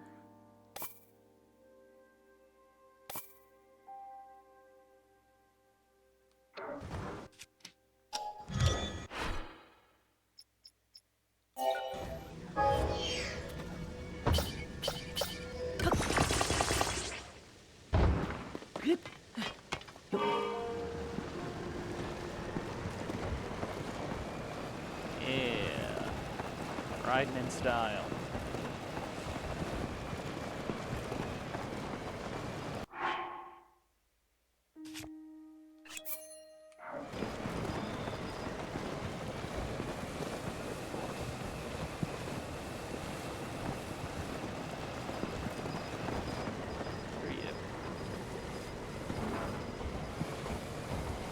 Fire fruit.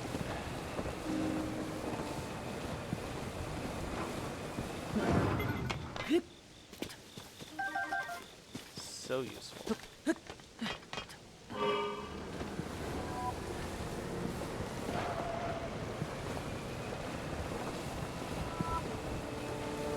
Blood moon, blood moon.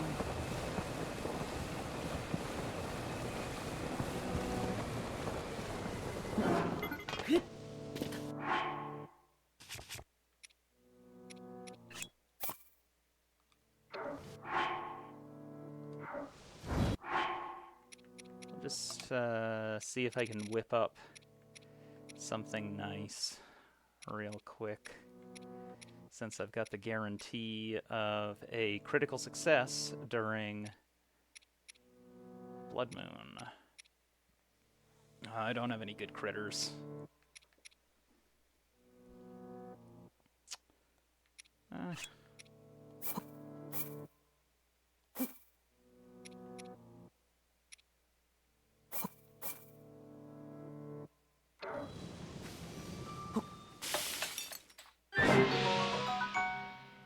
That'll work, though. It's at least something. A nice long duration on that.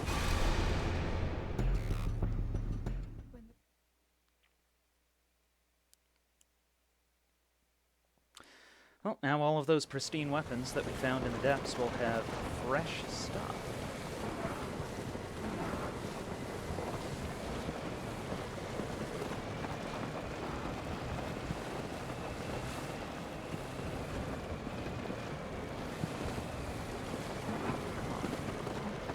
Tell me I discovered it. Hi.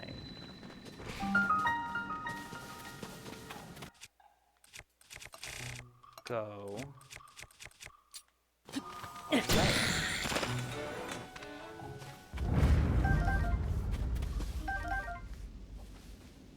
Thank you.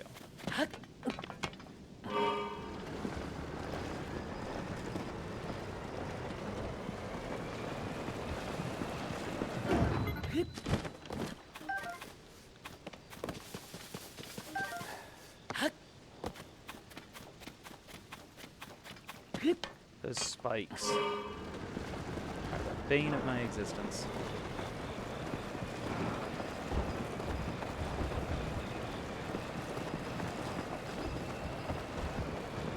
I don't think they've got anything good over there.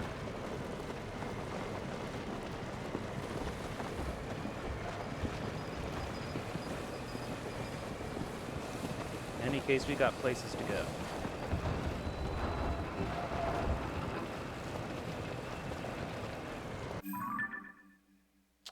Oh yeah, you know what?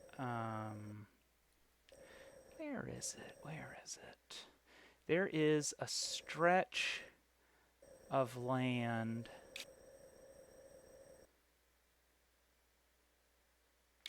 Oh, I don't want to be going there. Need to go back over. And we'll just cut across this way.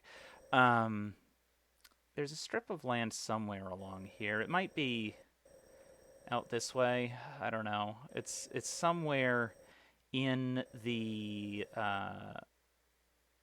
navigation between Hyrule Field and Terrytown, going along the roads. There's like this one strip of water where there's just like this huge number of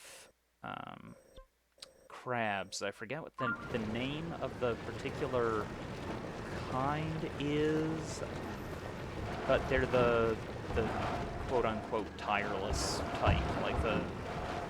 Oh, it's bright-eyed crabs, I think. But there's like a bajillion of them. Excuse me, sir.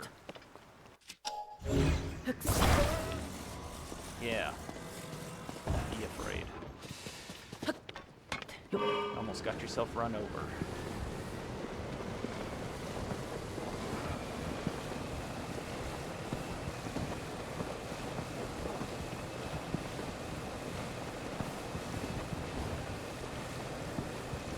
In fact, actually, it might be just across the water over here, maybe. Maybe.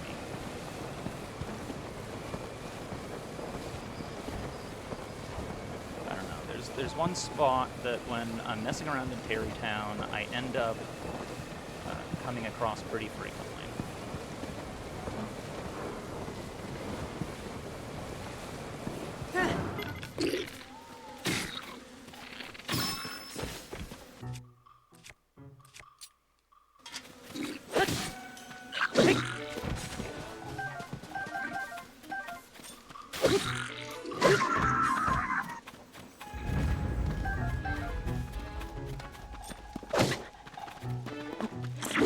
Ugh.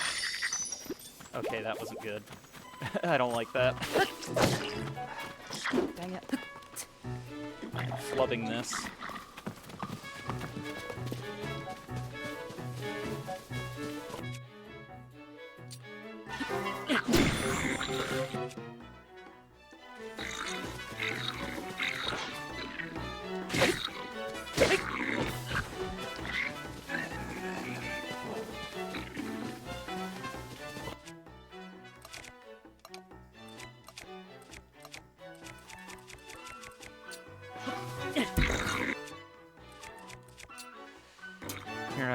talking earlier about how surprisingly difficult just regular blue bokoblins are this early on in the game. What do? I go start a fight with a whole bunch of blue bokoblins. That was maybe not my smartest decision.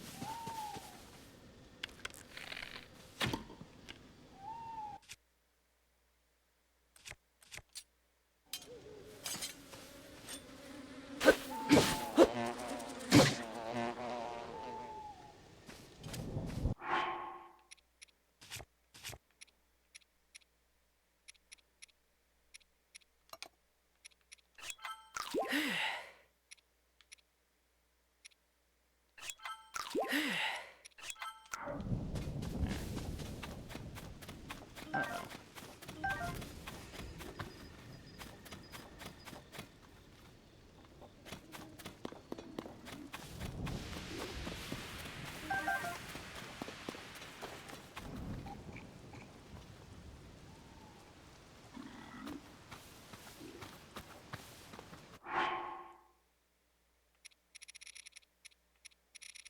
Well, this is why.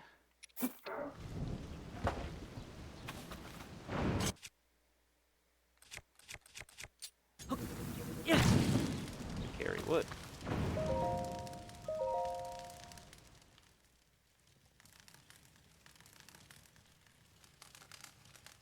Do not want to deal with lightning while I'm in a metal vehicle. Oh, it's still raining. Yeah.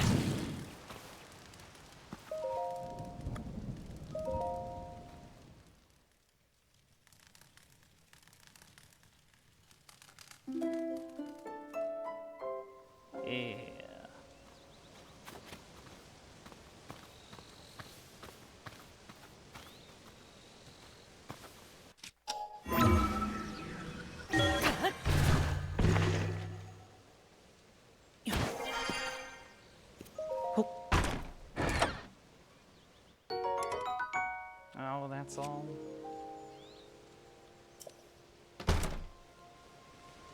Never mind.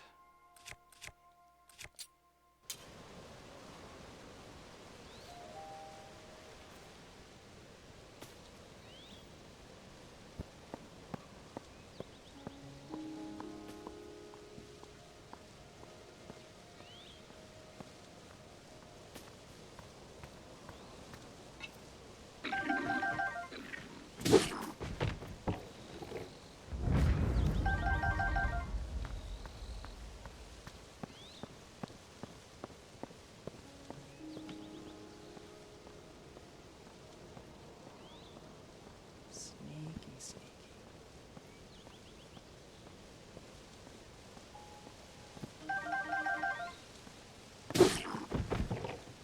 Yeah. There we go. That was more like it.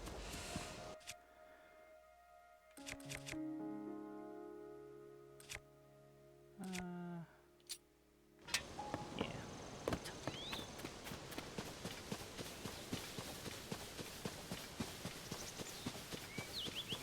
Oh, but of course it destroyed my vehicle. Hate that. Hate that so much. Good thing we're by a stable. And I can get my freaking horse.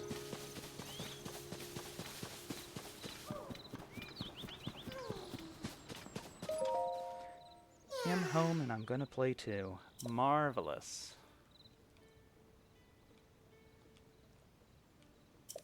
Best of luck with it.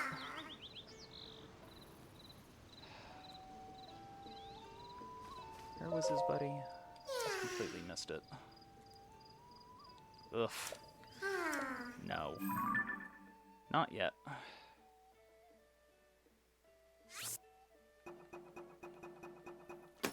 Just stick down a leaf right there. It'll just remind me that there's one to take care of. But that is not the direction that we are going right now.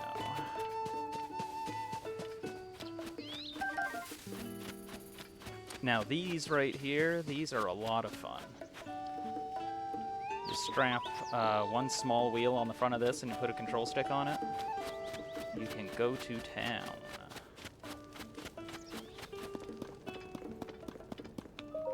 Oh. Oh.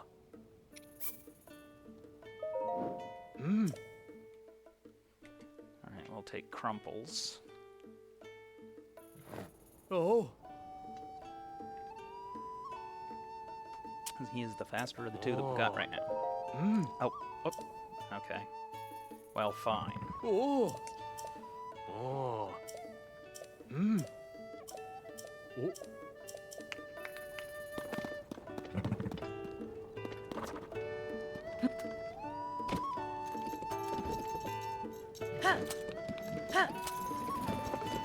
Oh. Oh.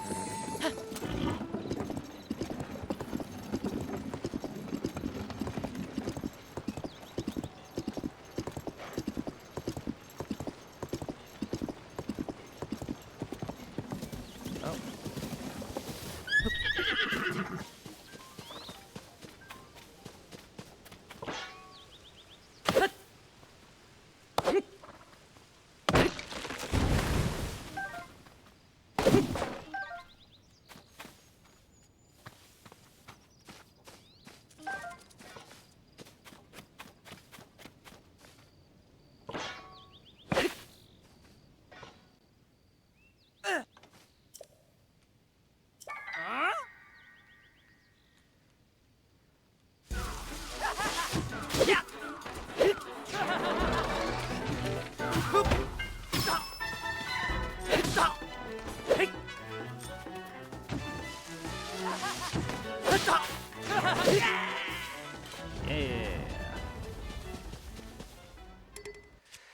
Okay, so now that I've got one of these, I can actually deliberately break this one.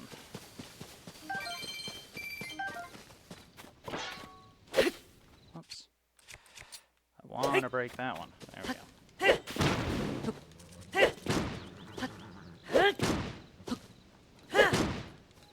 Because it would be great to get my hands on a pristine one, and I'm not going to be able to until I have broken one of these. And it's going to take me a while before I end up breaking the one that I actually use all the time. But you actually get a decent amount of stuff for defeating the Yiga clan guys.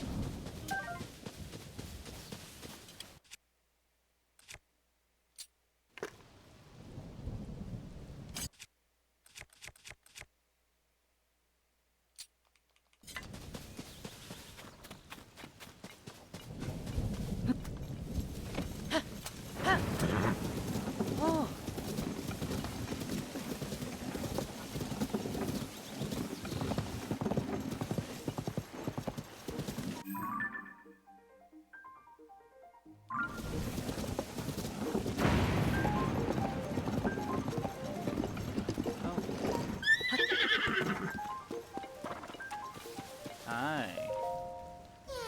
Are you actually on our way? You are. So, sorry, friend. But this is gonna be a little bumpy.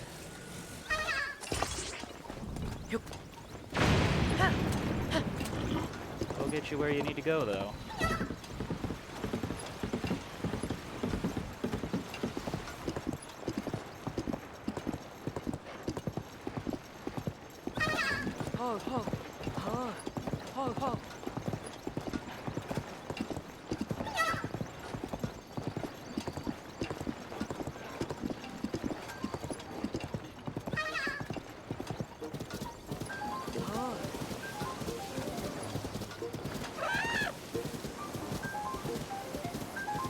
Hole is probably just completely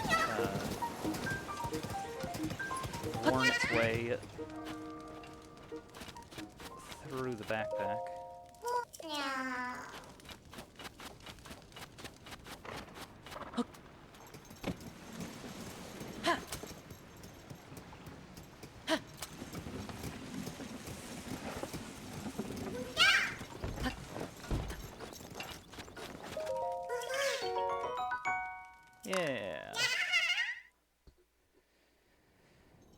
Yeah, that was a convenient one.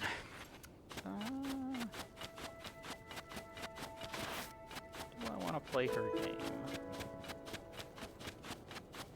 Since I'm here, kinda might as well. It's over here. Oh, yes, we need those. Actually, let's get a photo. Don't have sensor yet, but it'll be nice to have these in the registry when it actually is time. Same with the fire fruit.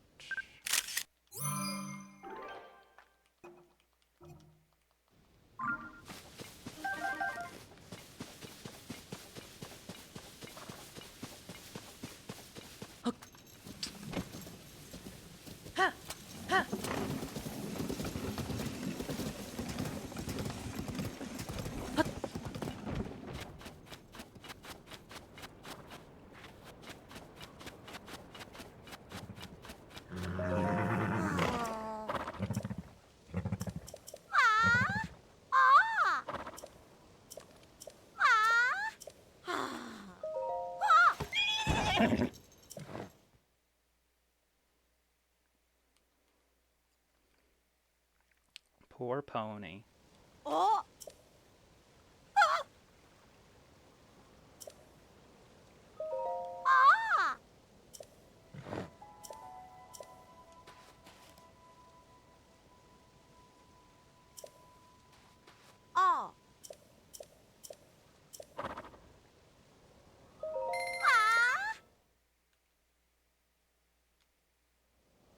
Oh!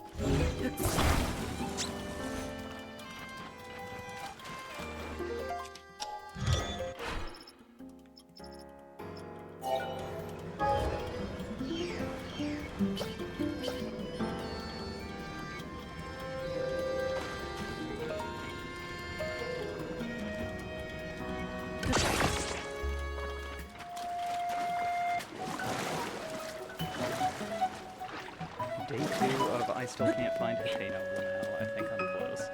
Yeah, you'll get there.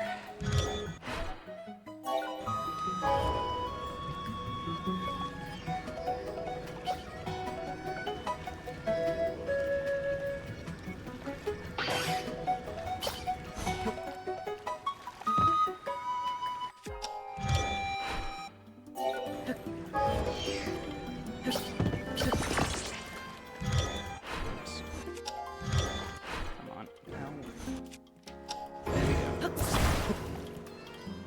No. Jesus. There we go.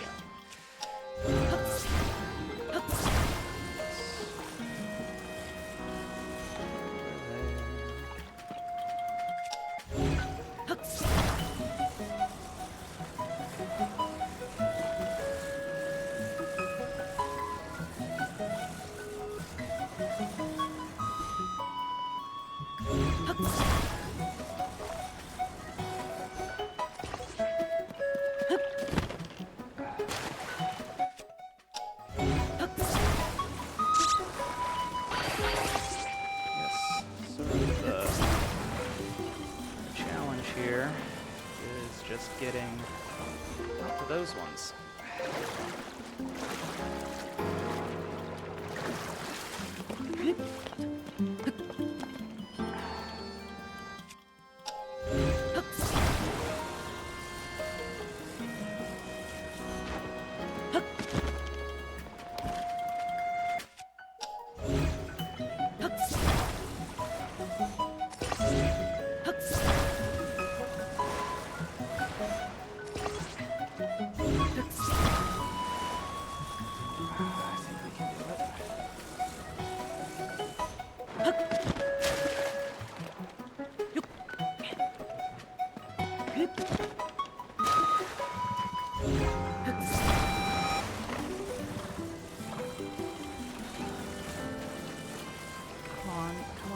Oh, come on. Dang Oh. it. Oh, well. I'll try it again. Now that I have it in auto build, it'll be easier to grab them. Ah. Oh.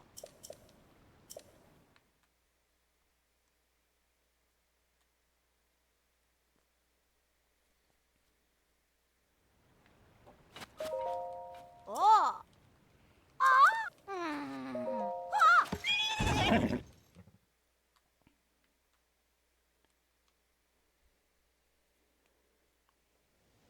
Oh. Ah. Ah.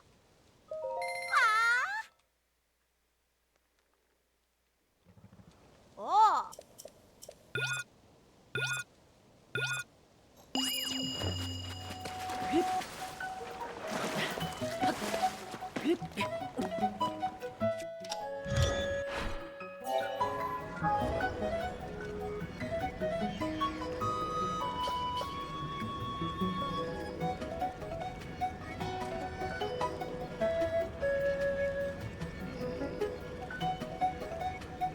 Oops. Guess you can't quite reach. That's still something.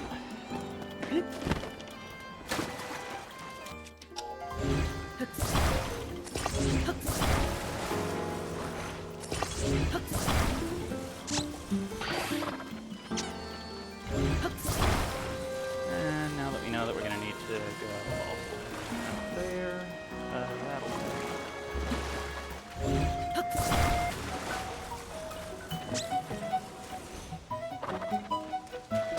There we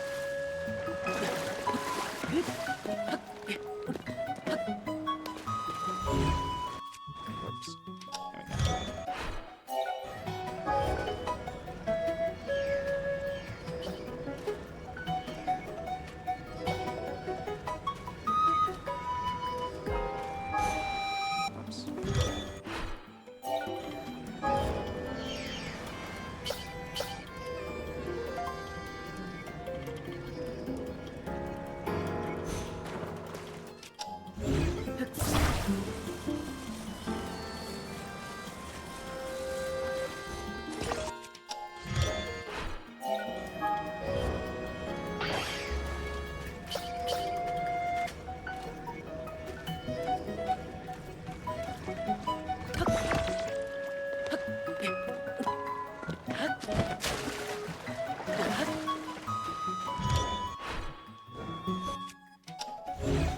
Whoops. There we go. That'll make getting the rest of them easy.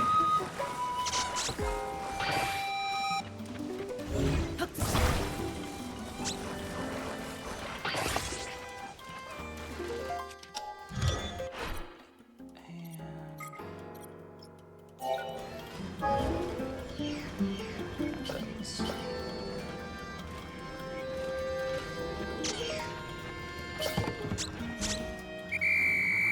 There we go. That was a lot faster. I love my horse Ed, by the way. We have such a good bond now. I'm glad that that you were able to get that bond rating up. Ah. Yeah.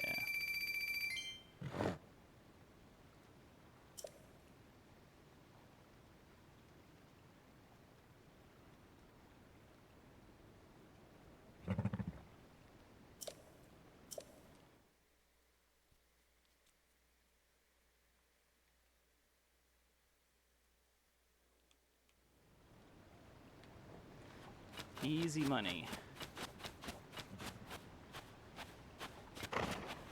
Okay,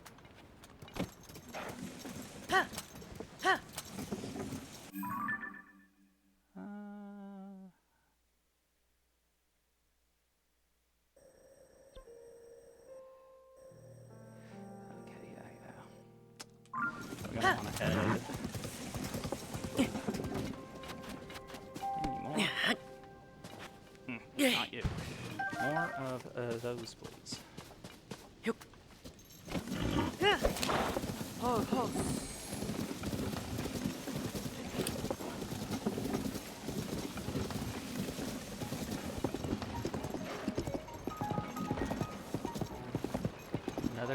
peace sign to help. Oh wait, we already did that one. Perfect.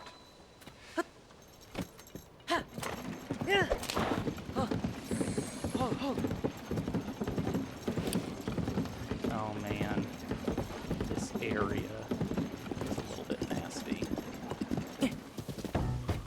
I'm not sure if I'm entirely prepared for it.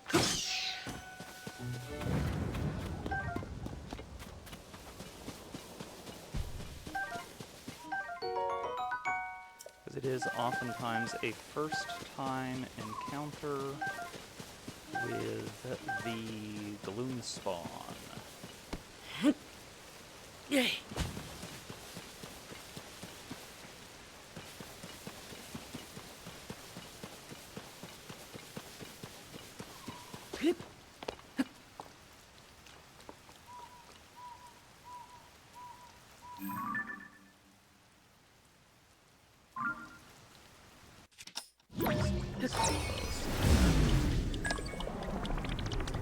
I'll ride this way, way high so that we can easily avoid it.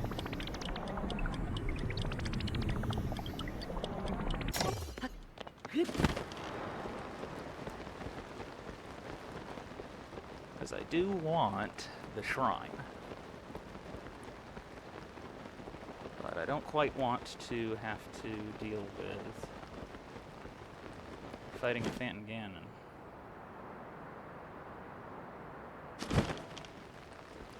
Not just yet.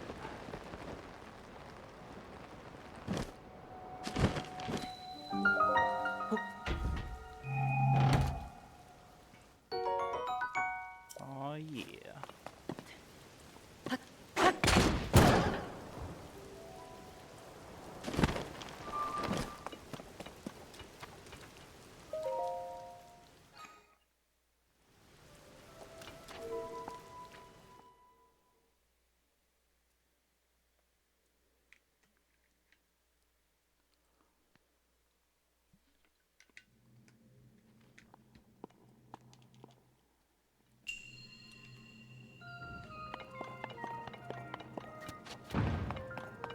Bounce house time.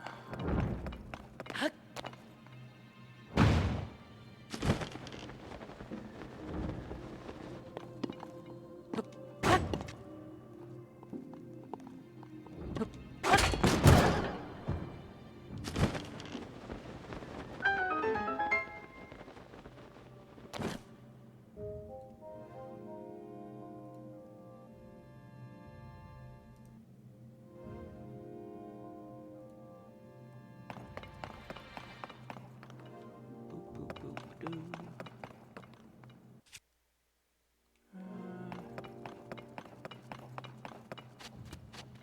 Okay.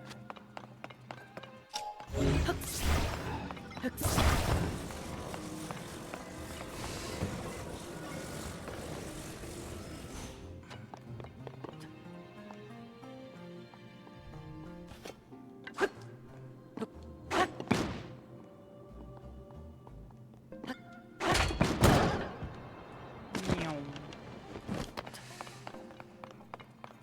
You can actually kill yourself for that if you do it wrong. Not recommended.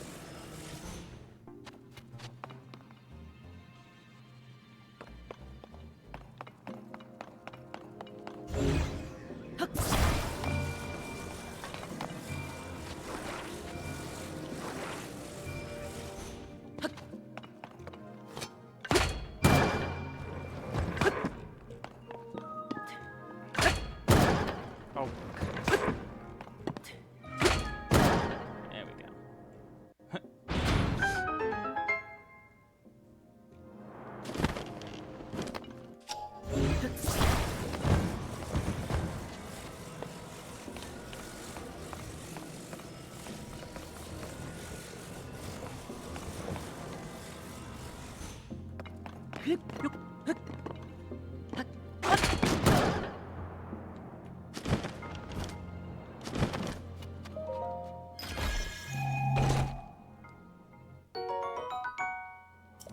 Sneaky.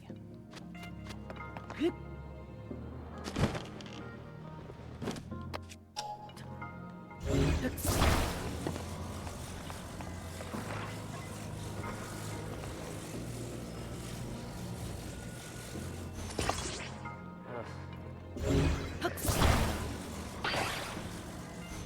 we go. The aesthetics matter.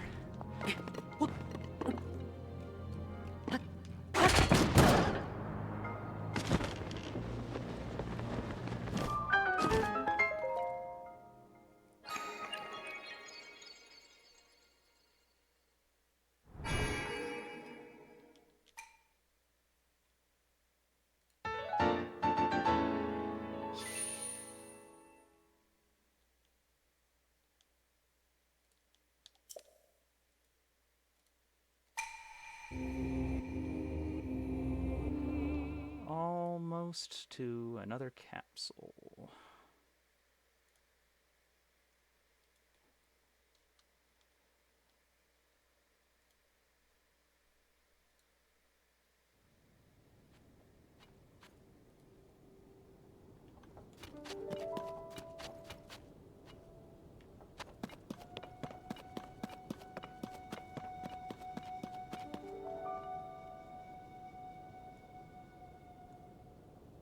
Where's my horse at?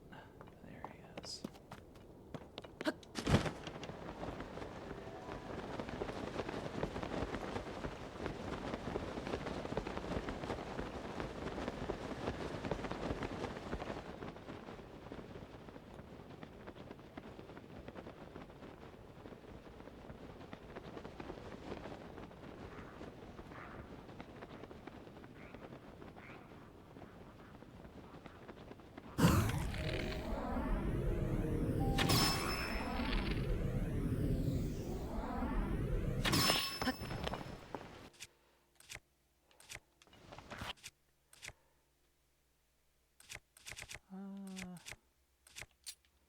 Yeah.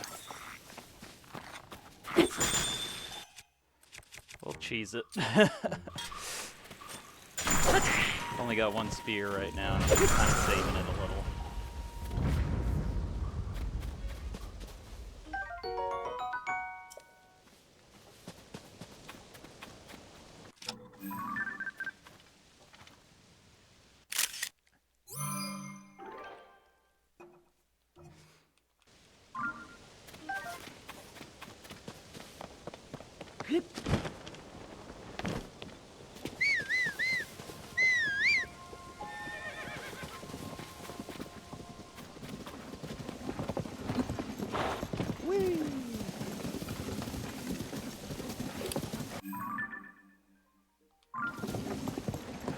I'll head north for a while.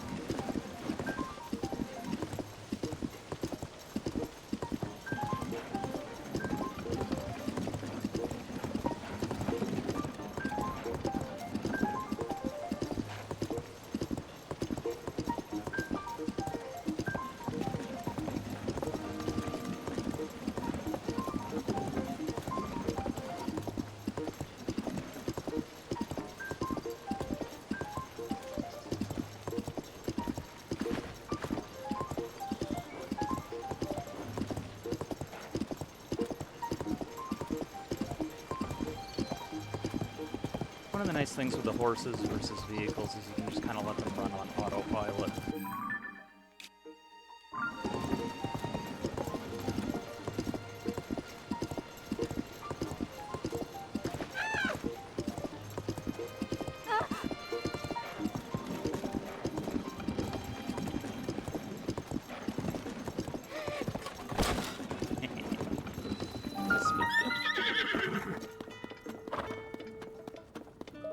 Oh! Oh!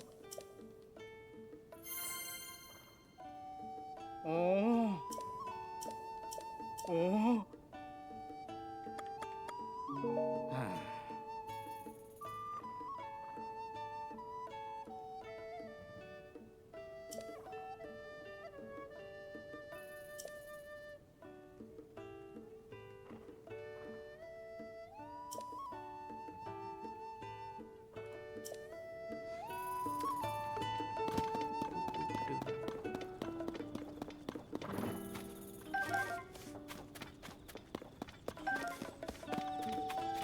nice little quest here just with clearing out this monster camp.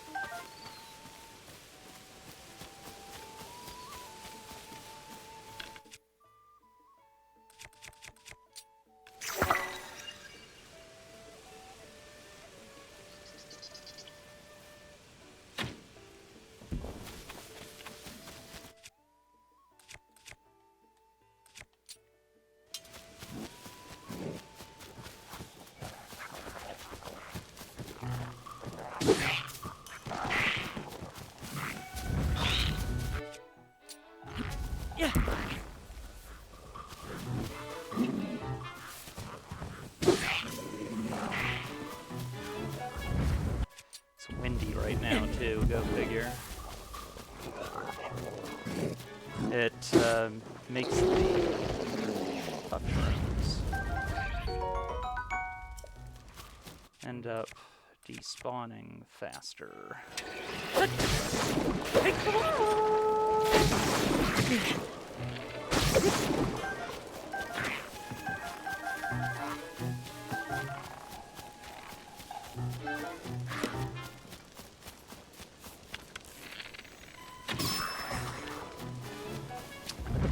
I want to do Y, but to get it, I need to do X, and while doing X to get to Y, I end up closer to Z. Yeah, that happens constantly in this. It's actually one of my favorite things about the game, is just how easy it is to get into sort of convoluted positions like that.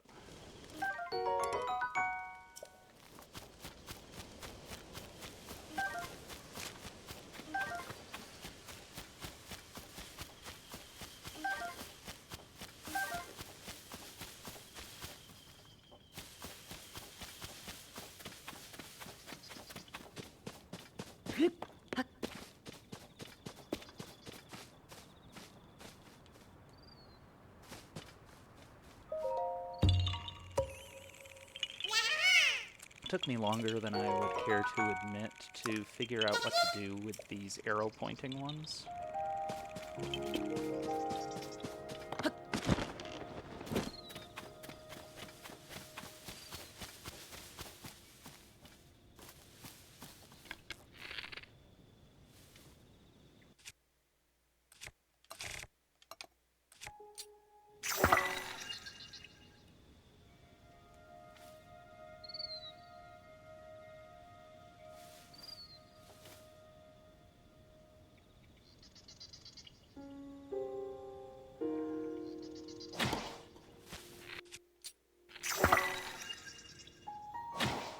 There we go.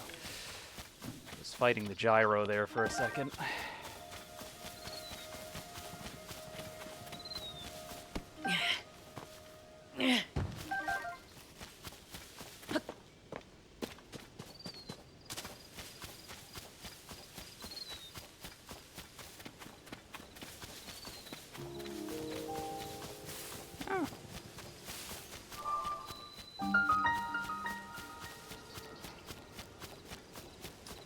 Well, hi there.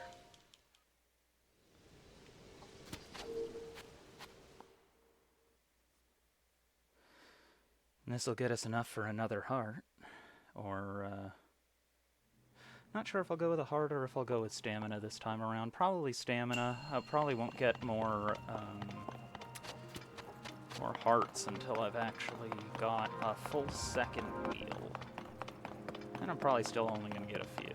I really like to focus on getting the stamina first and foremost.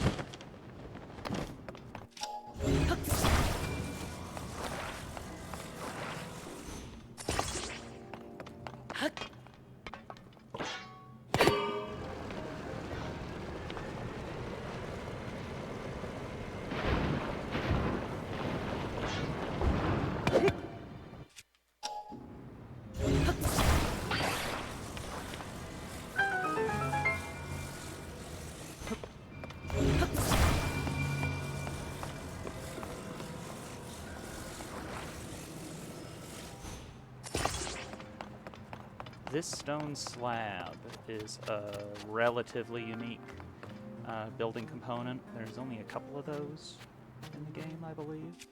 Might only be the one, in fact. But I've used it for some experimental builds in the past, and it's done a really nice job.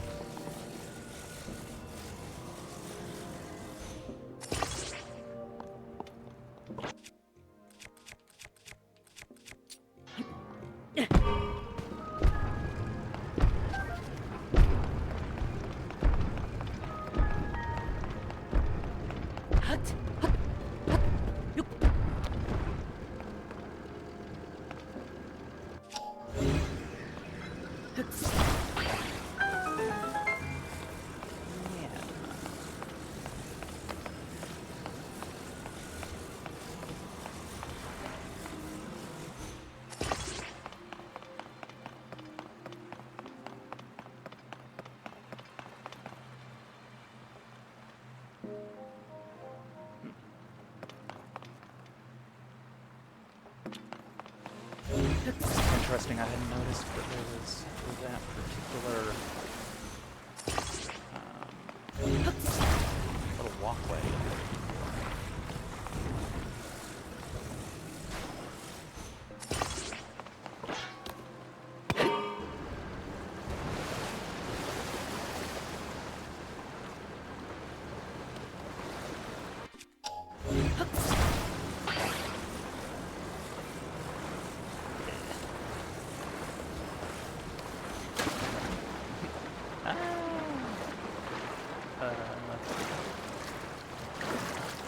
Okay, that was not what I wanted. But you know what? I guess it'll work.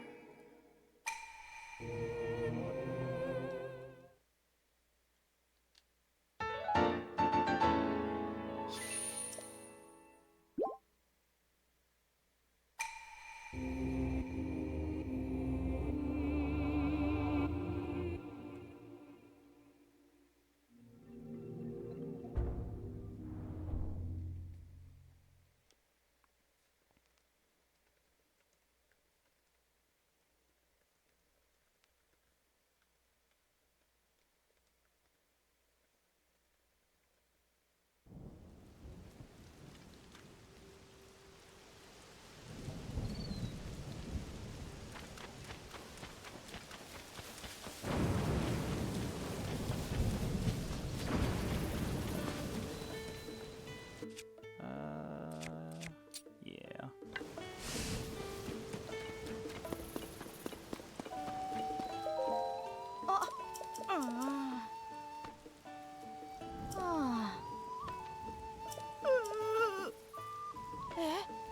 Hey kid, I already did it.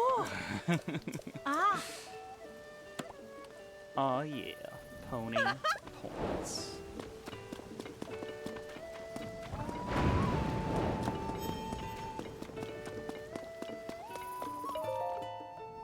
Gimme, gimme, gimme, gimme, gimme. Oh.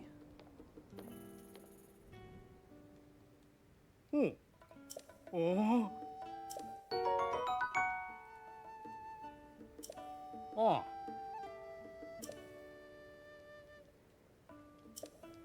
Oh. Oh. Hi. Oh.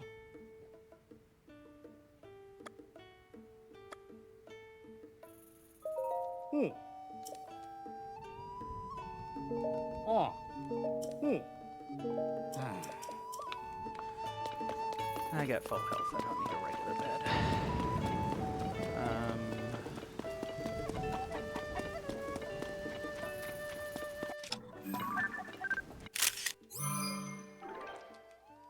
Just gonna hop down into the well.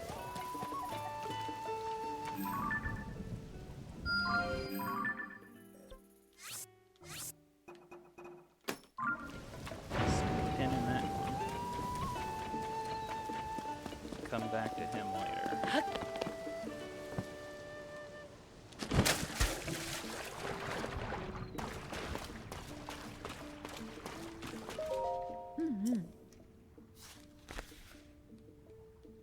Ah! Ma? What? Ah. Ah. Ah. We've been in a few already. Nice 60 rupees. Ah. Huh?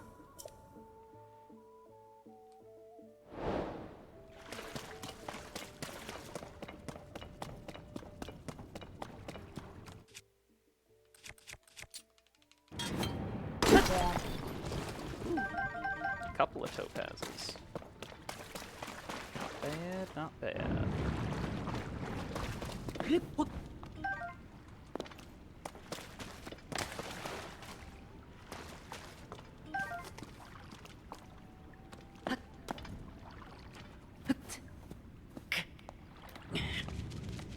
Her.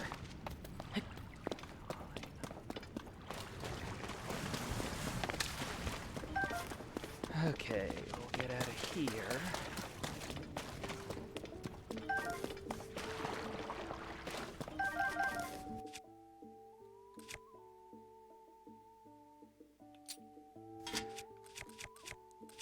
It's funny, I think that the lightning keeps striking above where I am because I had a metal weapon now. You can see those sparks right through the ground.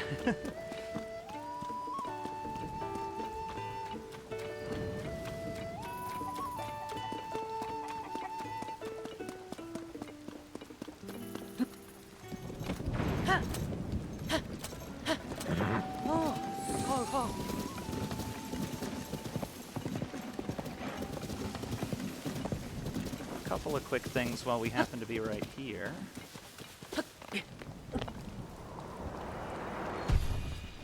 Wow, another one.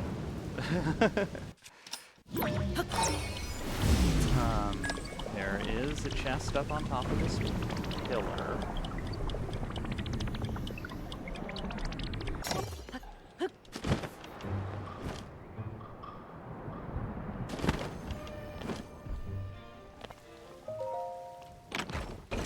Can't remember what's in it, but... Ooh, sapphire. Don't mind if I do. And then there is a cave over here.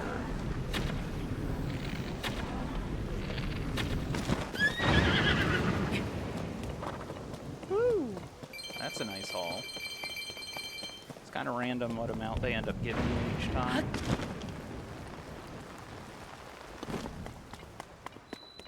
And there should be some horriblins in here.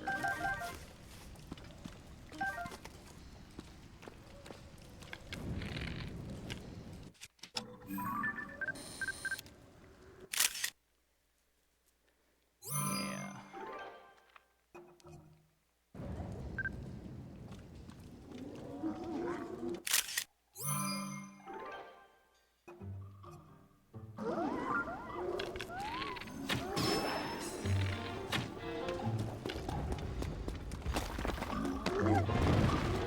Oh, did he just straight up die?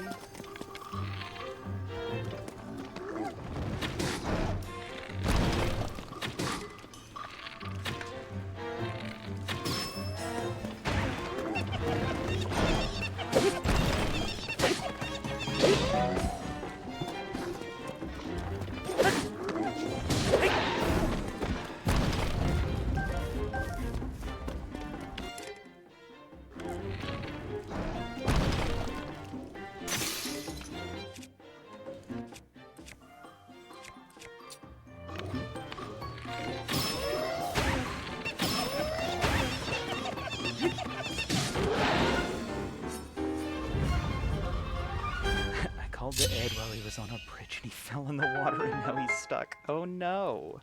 Worst case scenario, you can always just go to another stable. There's no way to save him. Yeah, if you just go to another stable, then you can just request him out. A little annoying, but yeah.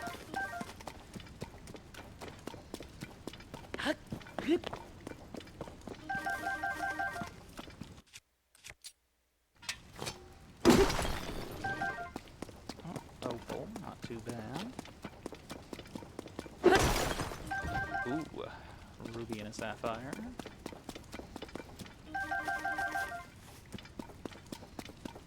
Gonna need to keep stocking up on those for a while.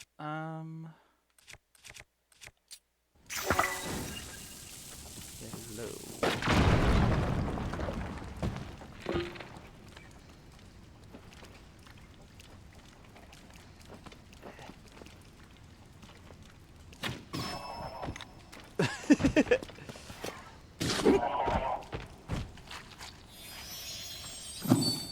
Oh, that was very silly.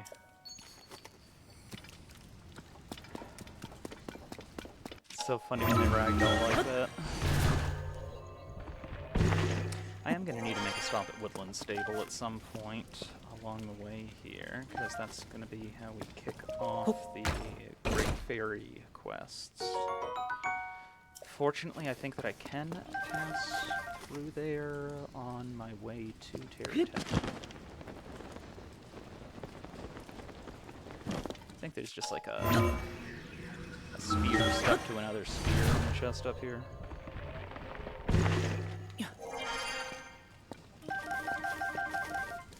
Like, nothing great.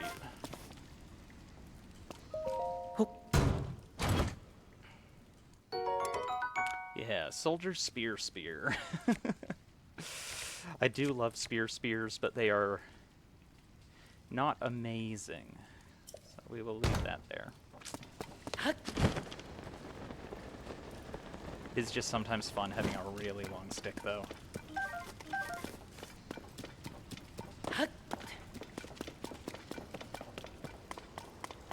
Oh, that's right, there's another... No, fast travel sucks when your horse is drowning. Yes, yes it does. As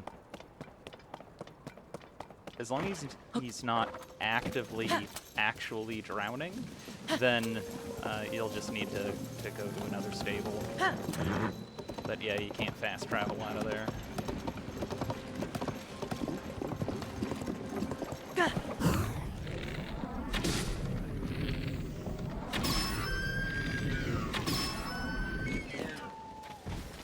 Sorry.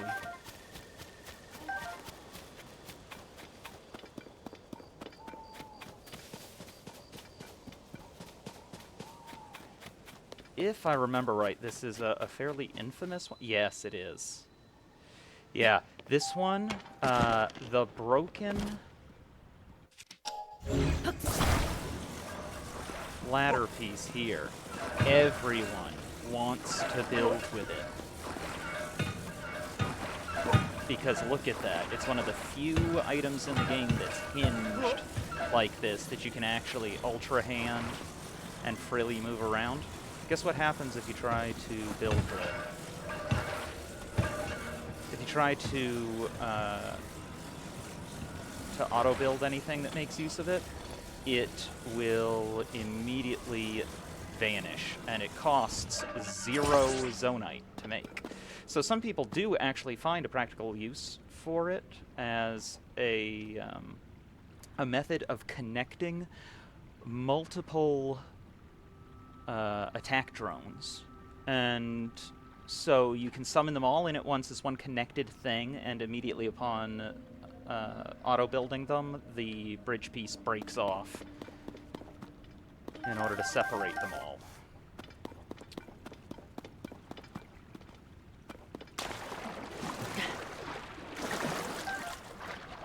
Oh, thank heck, I'm giving him all the apples he wants.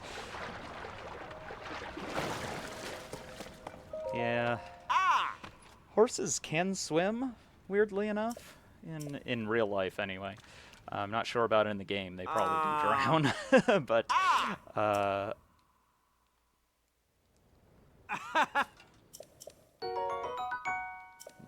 Oh, nice. ah. But yeah, definitely distressing when your loyal steed is in distress.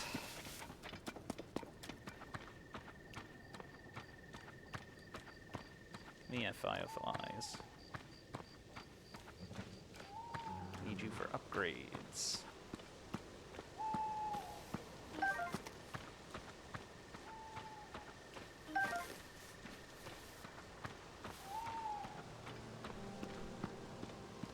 Just grab a couple. There we go.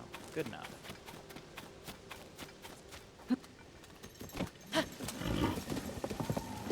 Oh.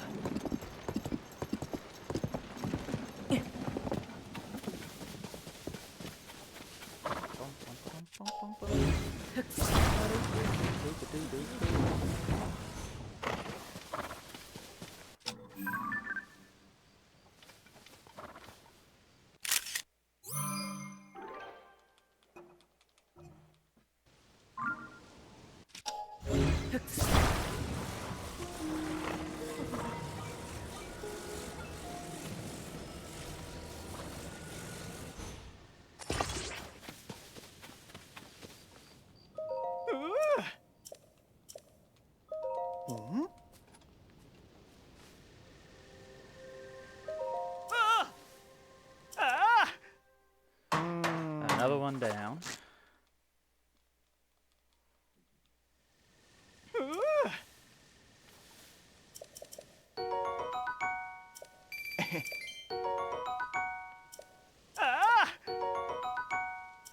Ah.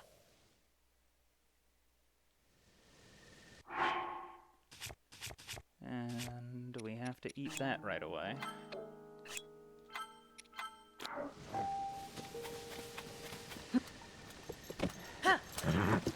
Now, if memory serves correctly, there are some, yes, constructs over here.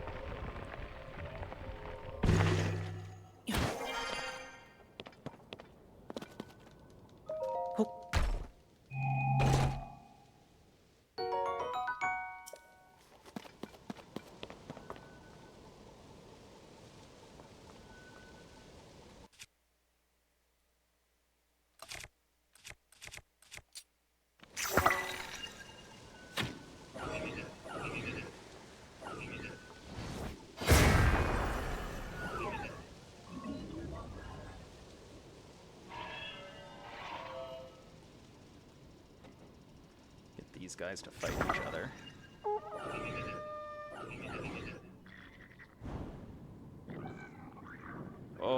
Oh, poor little guy. Oh, he got toasted.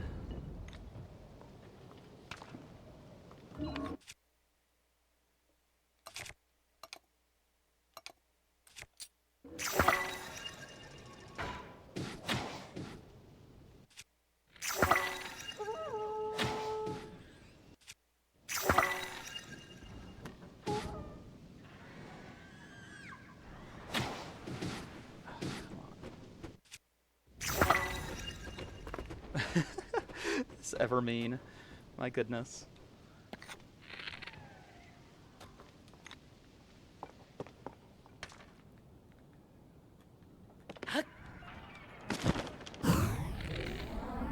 Oh.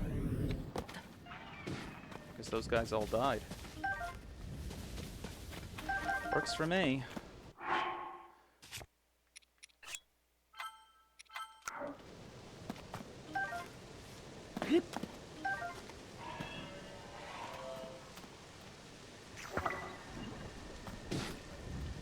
Oh, I see.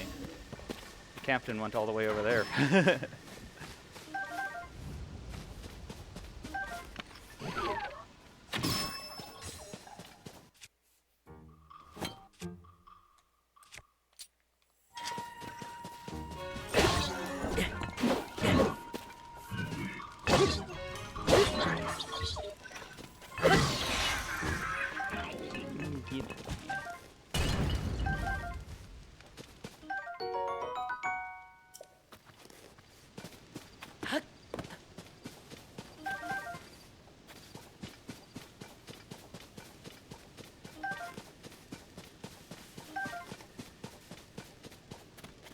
It's always nice when they make the little camps to fight one another.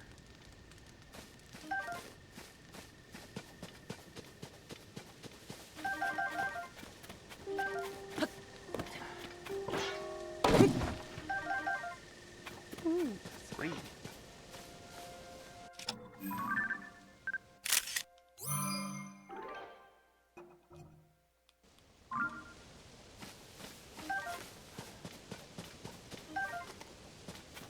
Pretty nice haul from this camp. It's kind of funny with the spawn points for the Darners. There's with those and with Fireflies, there are real ones, and then there are quote-unquote fake ones. And the fake ones will just disappear when you get up close to them.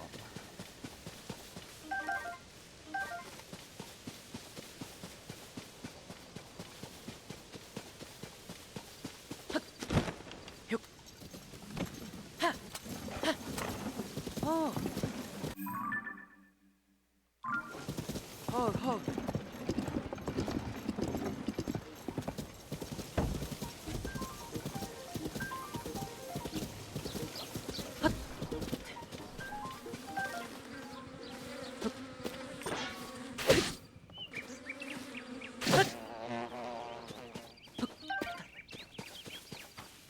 Give me that honey.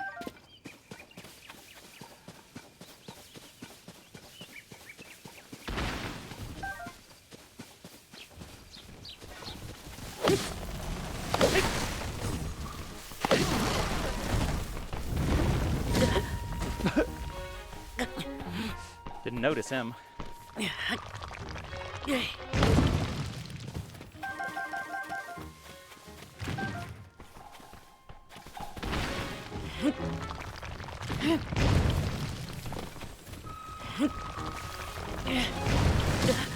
Ah.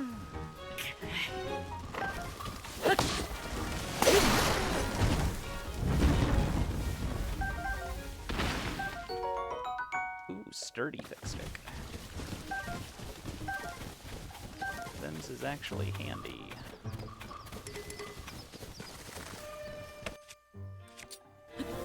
Yeah.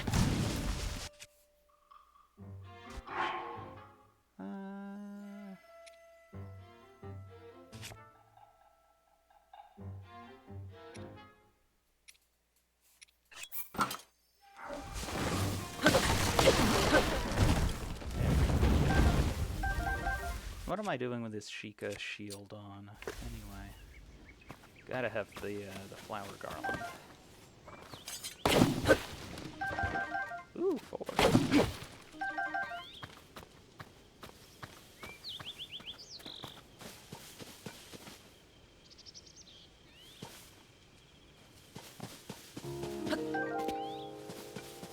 Cut there just looked weirdly rectangular.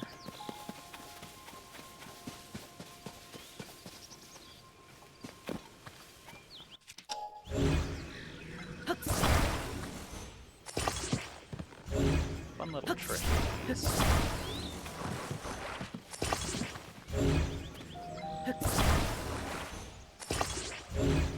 Sort of like with the sand flushes earlier. Is you can use auto build. Make yourself a nice big pile of apples.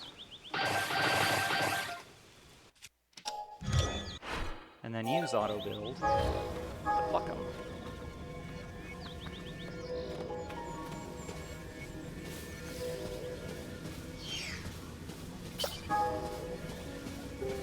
Now we can just kind of run through the woods here.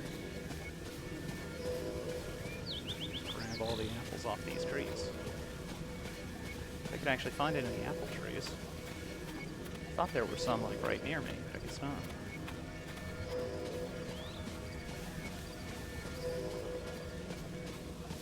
Oh, there's one. Nice thing is that you don't even have to actually build it. You can just cancel out of it, and it'll just drop them all at your feet.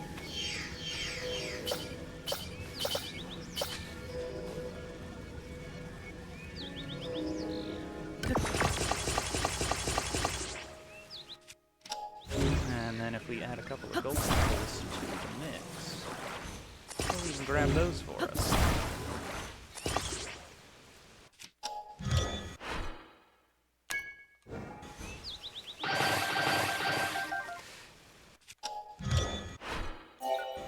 I can actually make that a favorite now since I don't have anything else that's more valuable to take up that slot.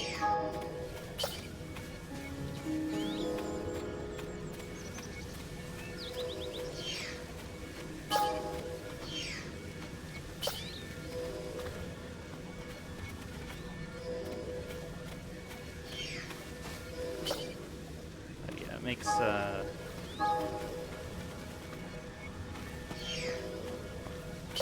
picking apples nice and easy.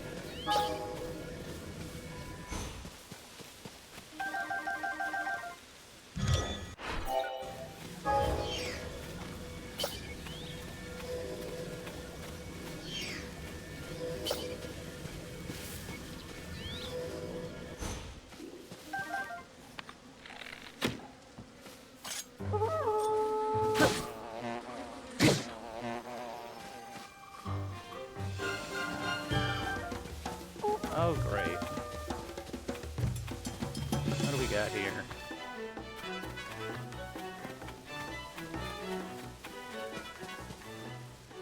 No. Not right now.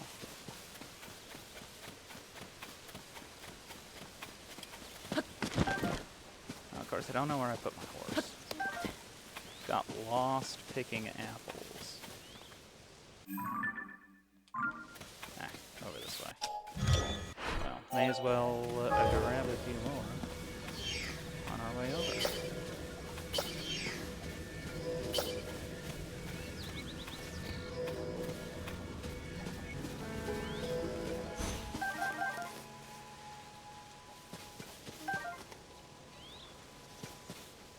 Wait.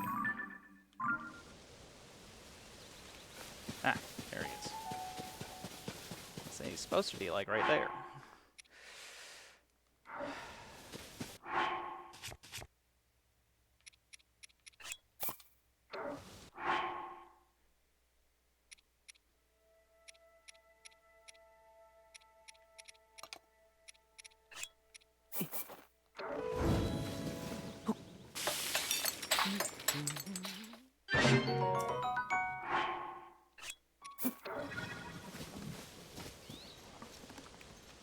Yeah.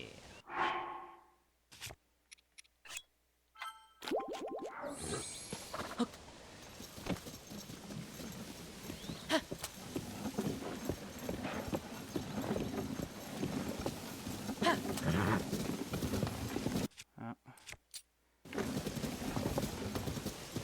Here comes the rain again.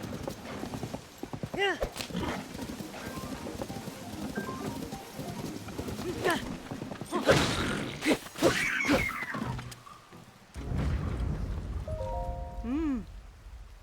Ah.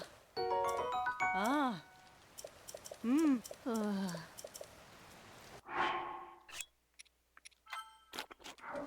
Well, darn.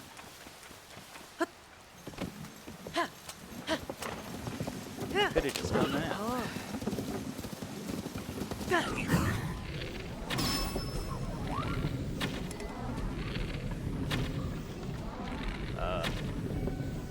Okay. That's weird. That was just shooting right through him.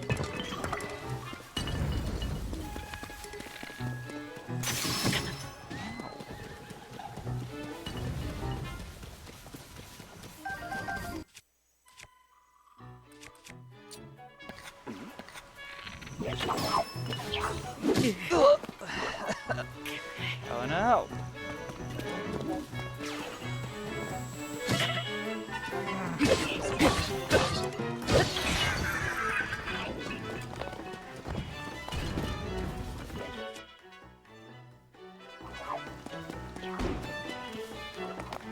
Yeah.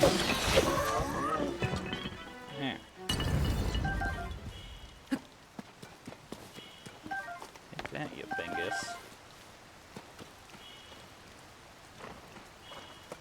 Oh, and of course there's that guy over there.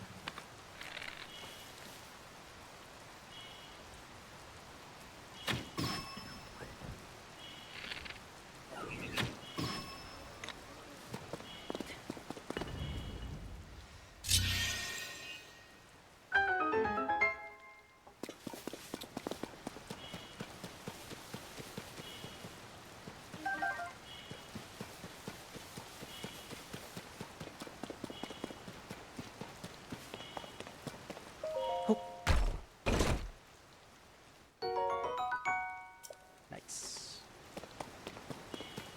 That'll be handy. And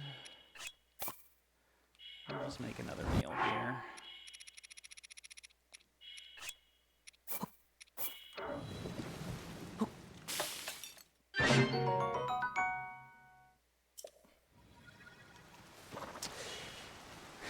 Hi there, Brown Sludge. Thanks for joining us.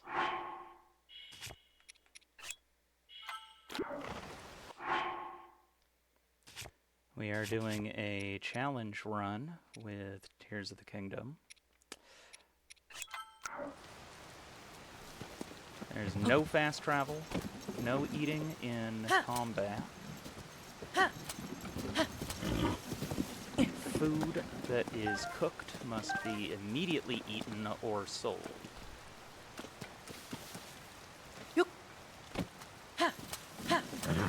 That basically means that in terms of in-combat healing, potions are our only option. And I will not be upgrading my battery at all.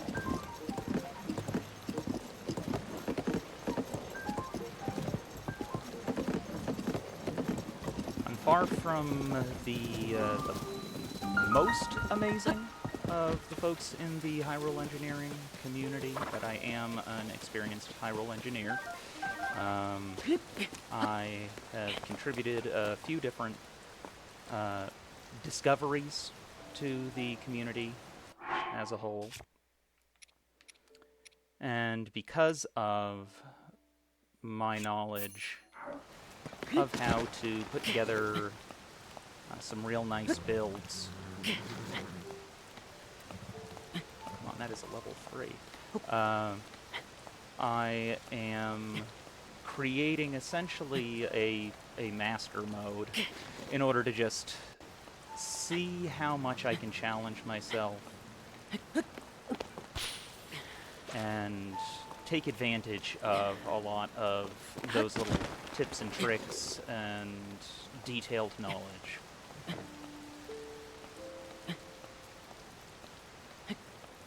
That's cool.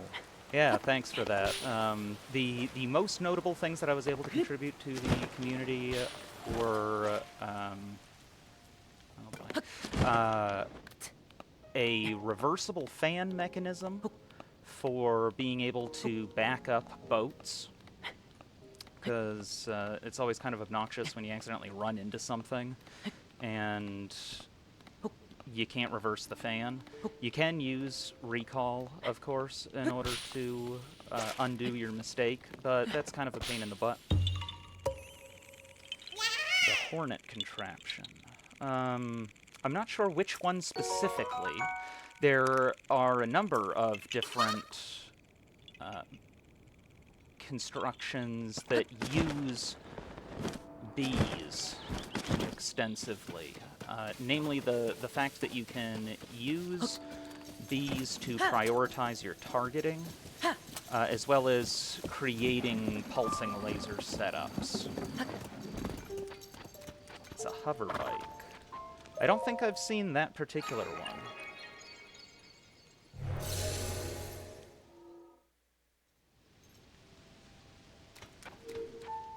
I'll need to give that one a look.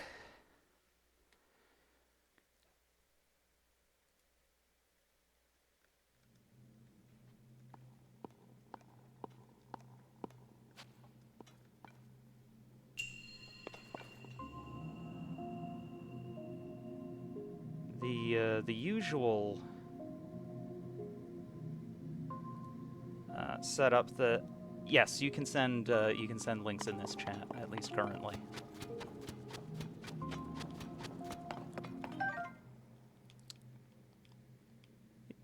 Yeah, absolutely. Go right ahead.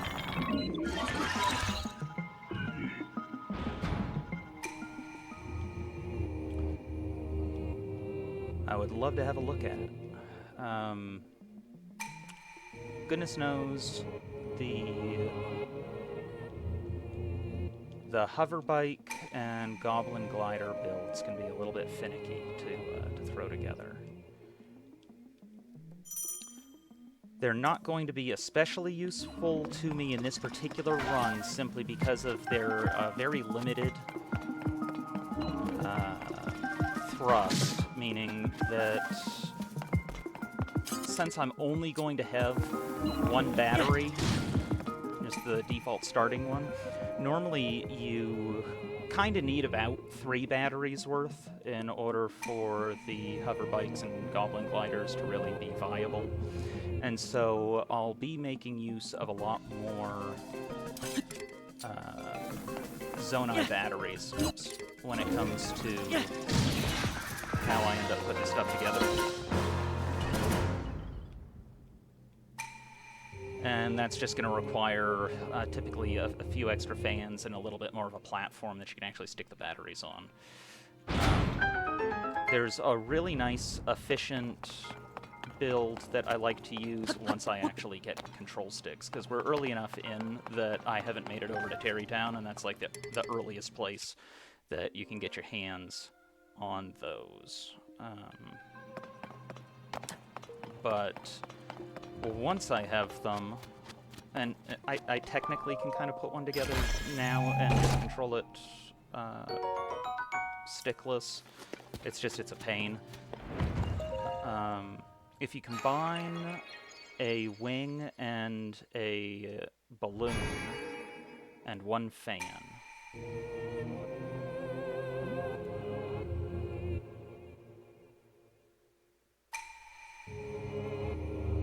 sorry about that. I'm not sure why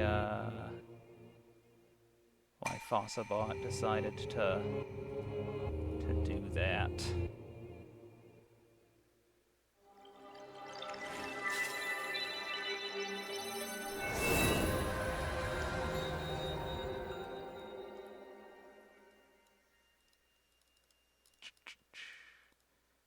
I'll reverse that. Yeah.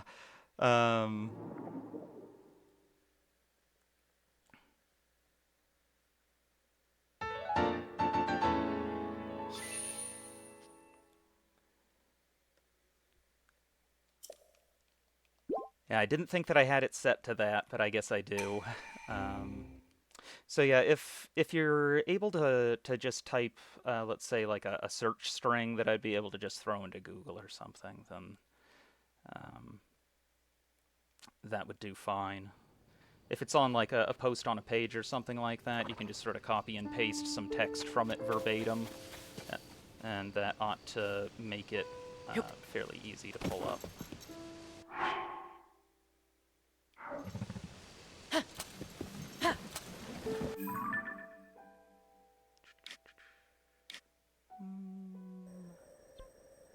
Let's see. There's one of Misko's treasures over here, but I'm not sure if I want to bother with that just this second. I am running up fairly close to when I'm going to need to end the stream, and I mostly want to get us at least a little bit closer to Terrytown, because I want control sticks.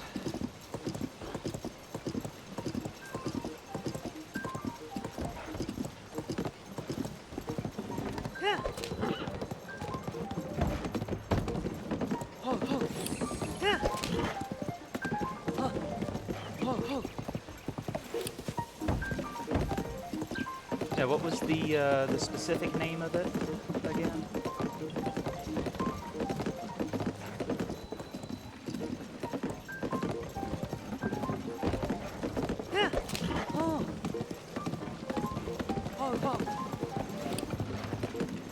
Oh, okay. Just how to make a hover bike. Yeah. Yeah, I'm pretty familiar with hover bikes. Personally, I prefer the Goblin Glider type. Um, Yeah. Oh, oh, oh. there's a particular method of throwing them together that you can do with Yeah. disabling the motion controls that helps you keep everything aligned. But even so, making a perfect one is a little bit of a pain. And like I said, they're not going to be super useful in this particular run, so I probably just won't even bother. Just because I'm going to have to run everything using either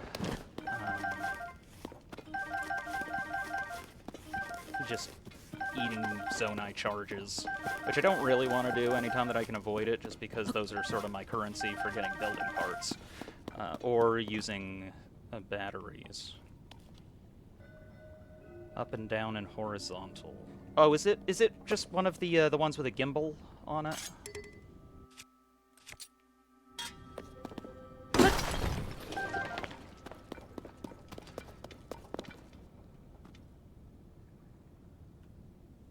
Um.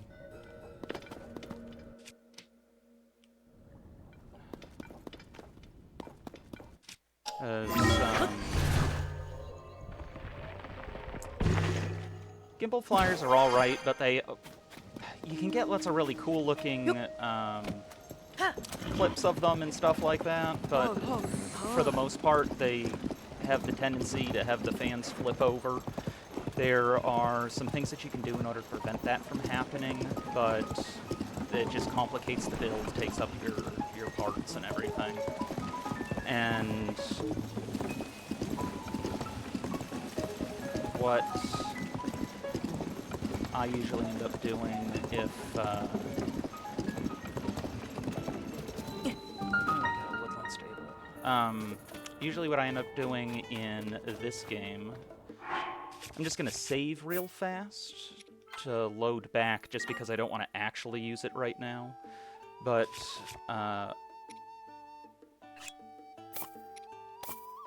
what I like to do for a cheap battery-efficient flyer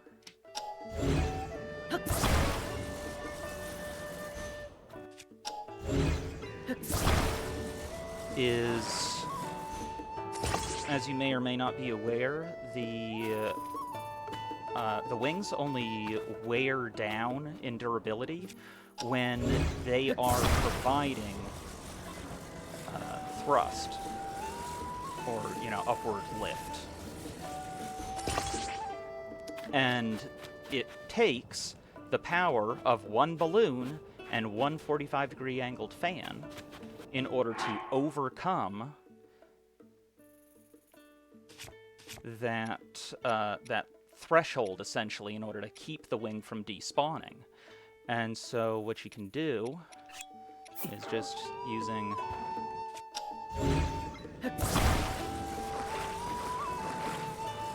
some wood here.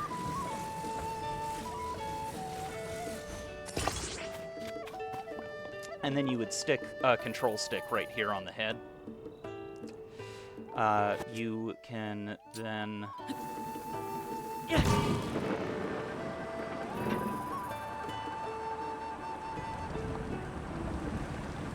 See, this is lifting too much in the back right now.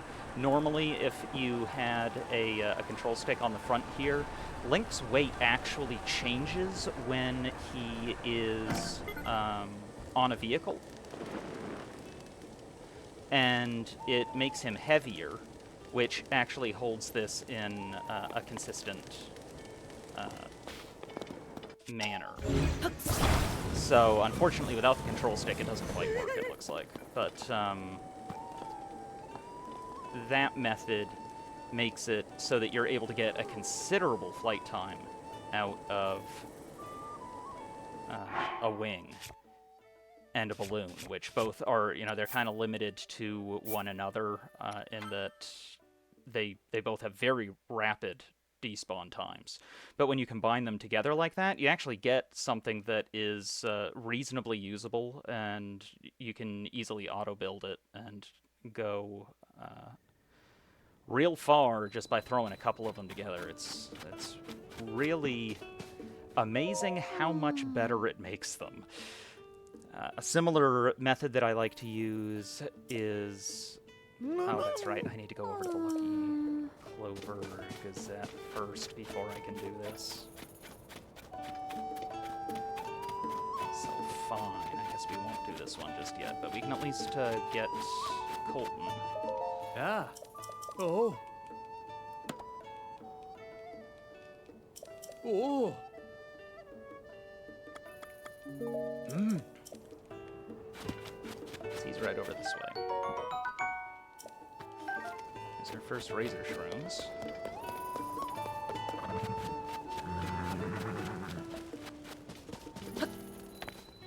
And another one.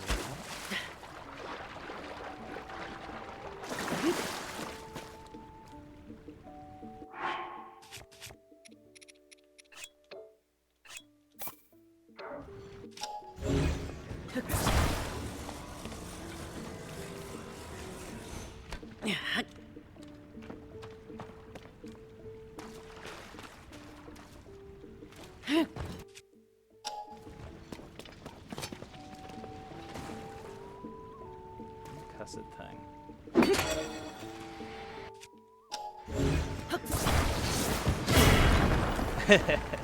That worked.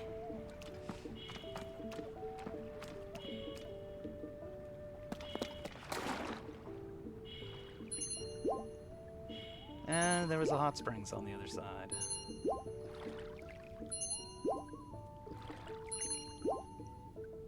What's kind of funny is in the depths, there are hot spots and lava under where any of the hot springs are. And I think that might be this little tiny mini hot spring. I think that might be what's responsible for there's this one random spot that's just seemingly really far away from anything that should be causing flaming conditions, where you can pass through it and like you'll just immediately catch on fire. It might be that spot, for all I know.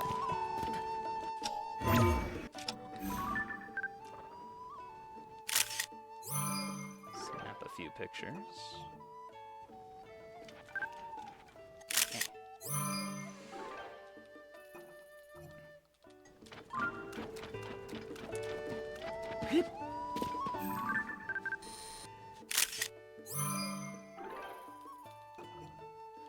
We don't have sensor yet, but we will. Oh, no, no, no, don't run away, little guy. Oh, I wanted to get your picture. Ah! Darn it. Next time. I was hopping up there to try to get a better vantage point, but oh well.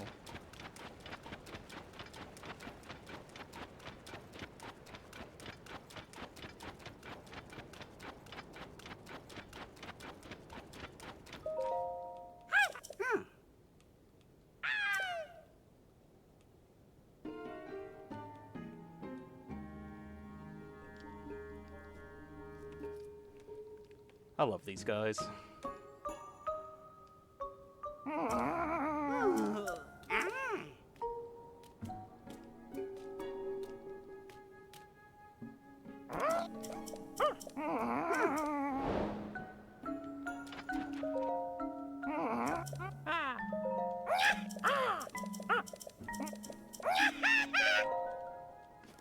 Here you go, bud.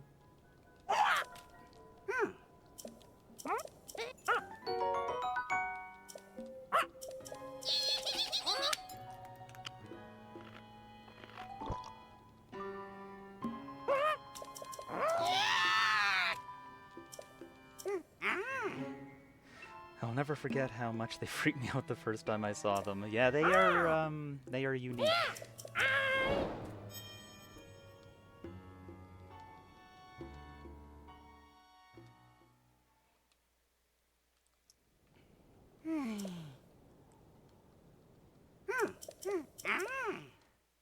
I do very much enjoy his whole quest.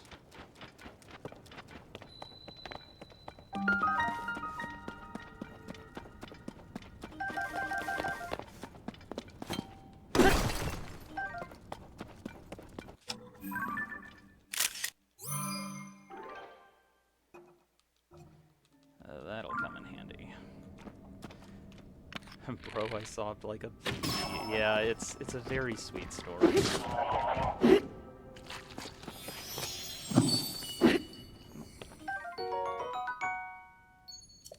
Back up to 9.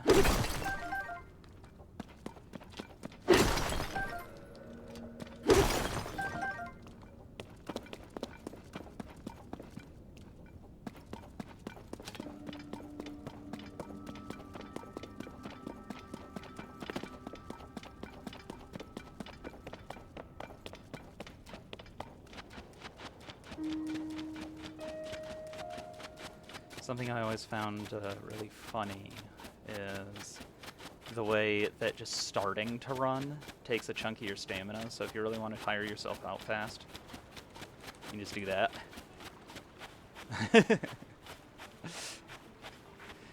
Give him the endurance of a smoker, you know. Just,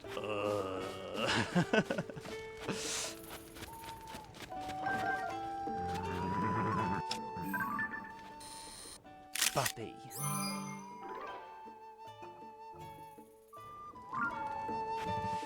We can feed this one. I've actually got a decent number of apples now. See if 3 will do it. And if not, then we'll give him some more.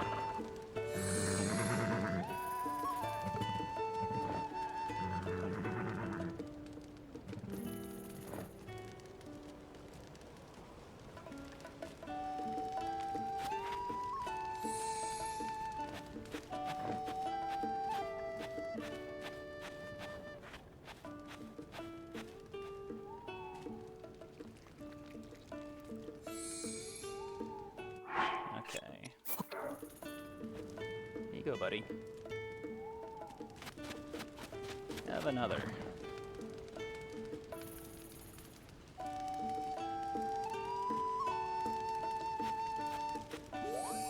There we go.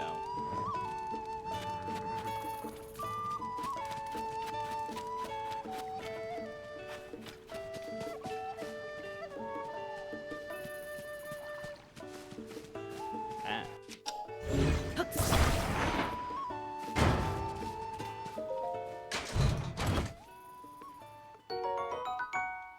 Ooh.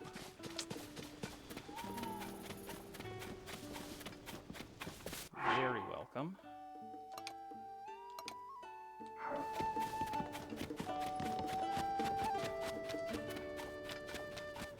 So, for now, because we can't do the Great Fairy Quest just yet,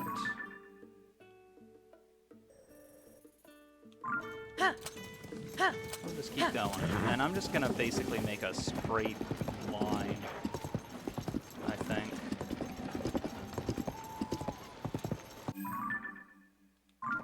Terrytown. Just take care of this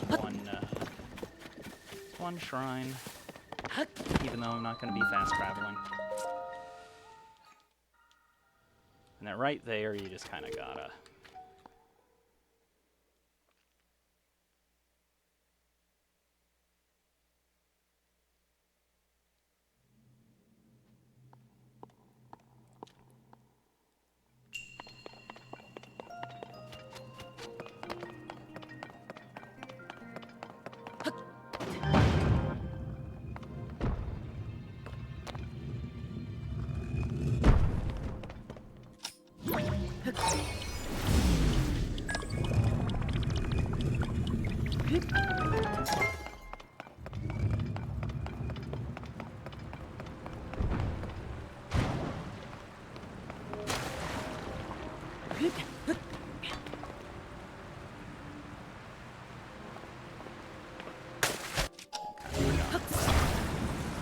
Back to this chest over here.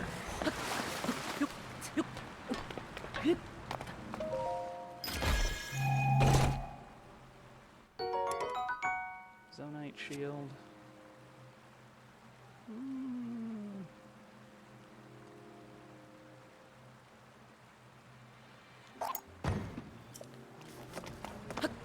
Yeah, okay. That's fine.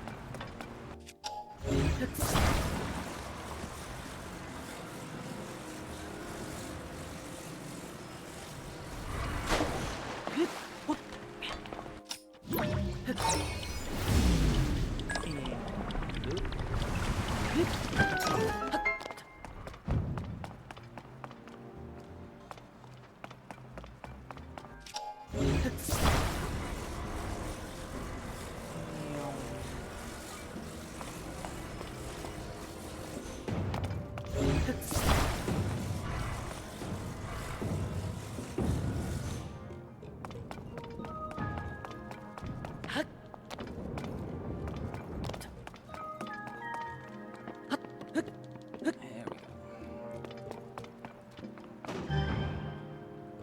Boing.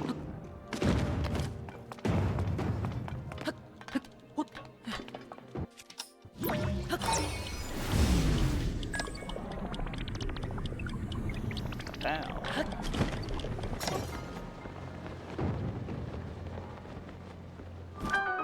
And done.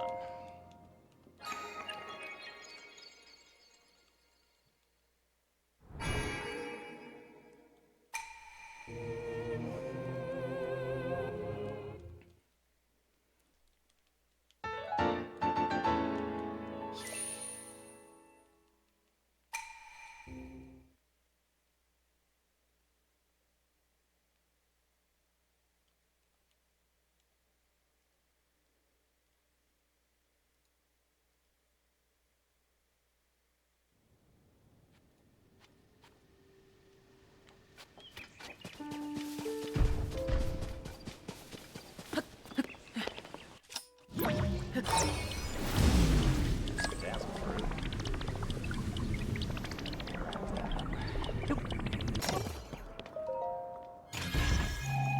What do we got? What do we got?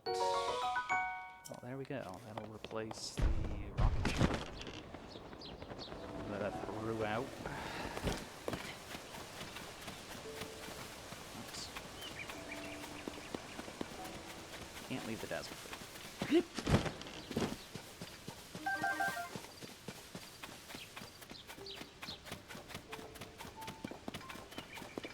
I think I spotted a little bit more up this way too.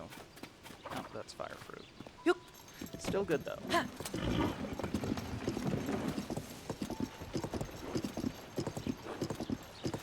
I'll ignore it for now. I've got plenty of fire fruit at the moment.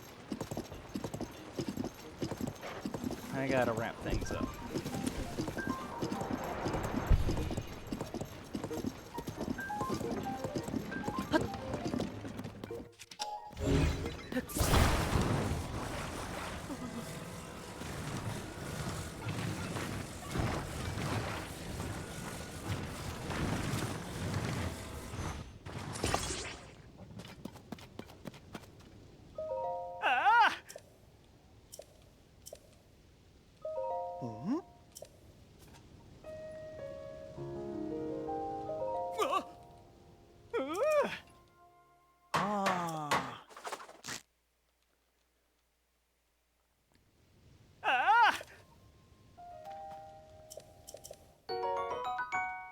Yeah, give me money.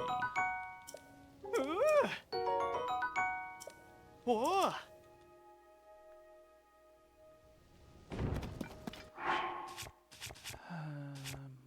Let's see. Not that I need the heat resistance, but I do need to get rid of the food. Hold. Oh. If it ain't fresh, it ain't good.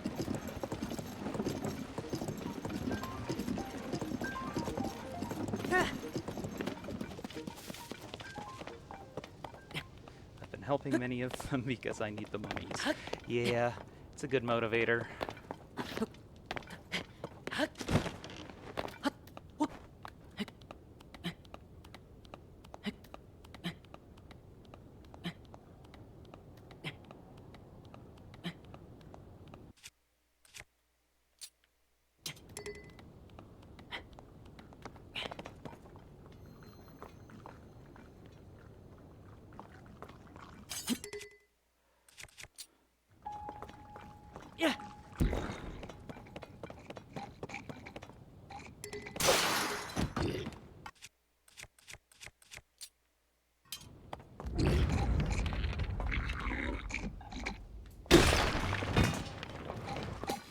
That's why I went with a blunt object. Any of those armored guys, it'll still work on them.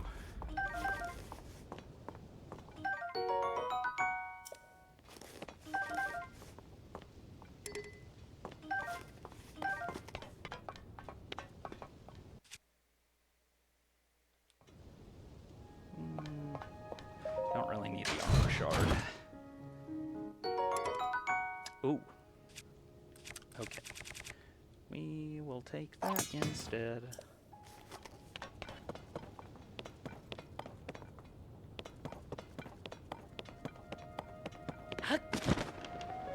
Oh, wait a second. I was over here not because I was trying to get this, it was because I was going to go see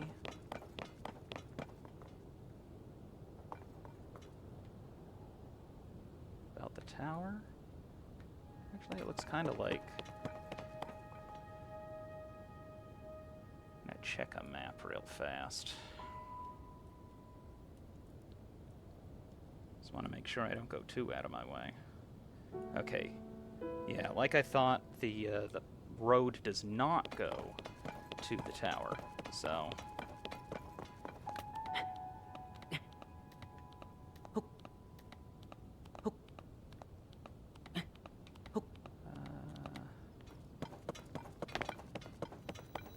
Just gonna have to abandon my horse, I guess, for now.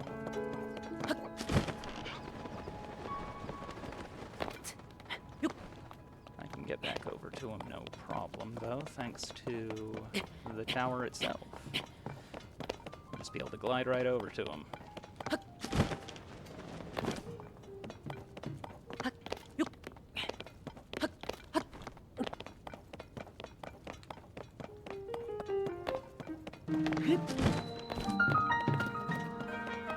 Now, I can't remember if this one has any sort of quest involved with it or not. Based on that, though, I'm thinking maybe yes. Yeah.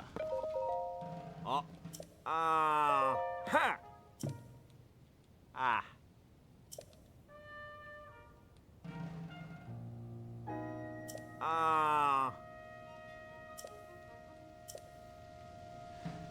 Okay, this is the one that we have to get up above, and fortunately...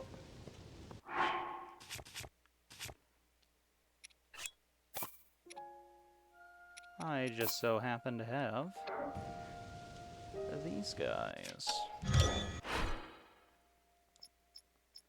I'll just pop into our favorites.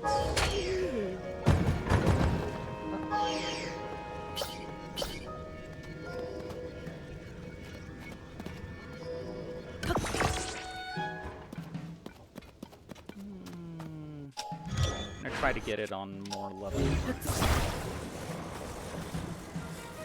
If anything, I want to be pointed. There we go. A little bit towards the tower, not away.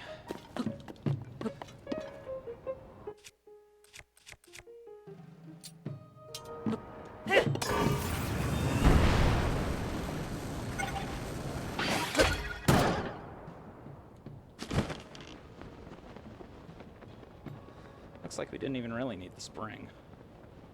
Oh my god. That was funny just watching it go away like that.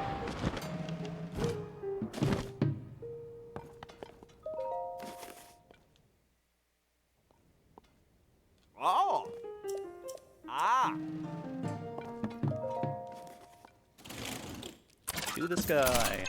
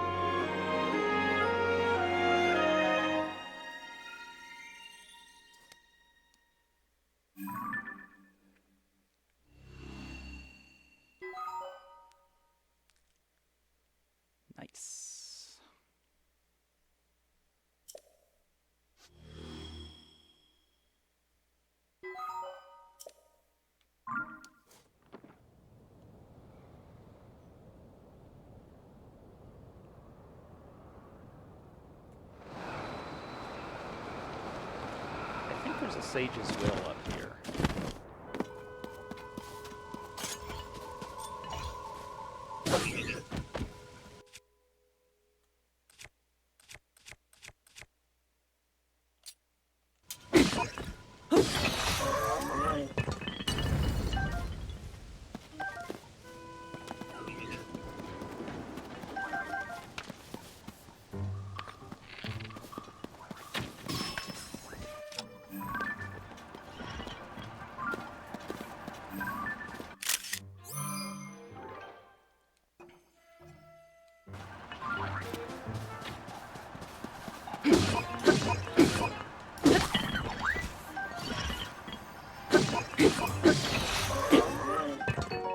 Strong construct bow. Nice. What have I got at the moment? Yeah, I can get rid of one of those.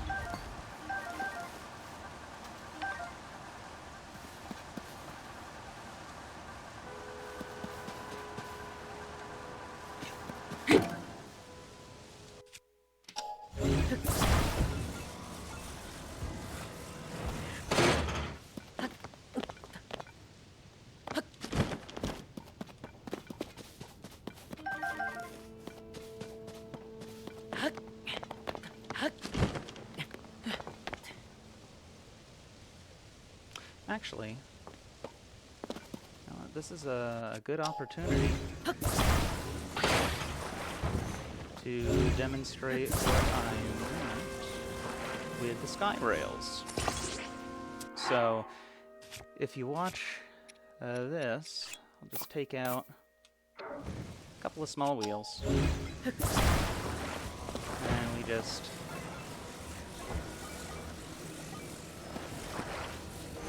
snap those right to the side.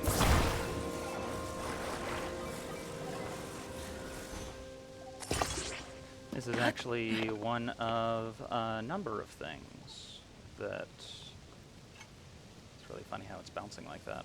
Of a number of things that I did actually discover. Come on.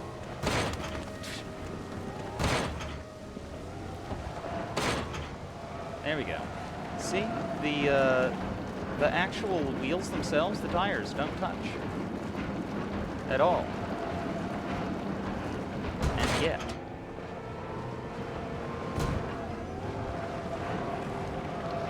it'll climb.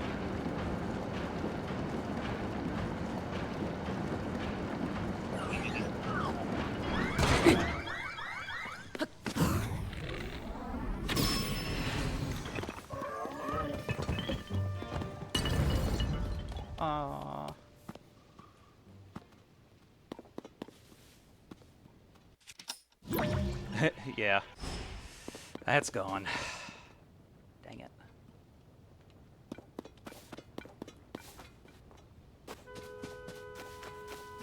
Okay, I've already got a picture of this.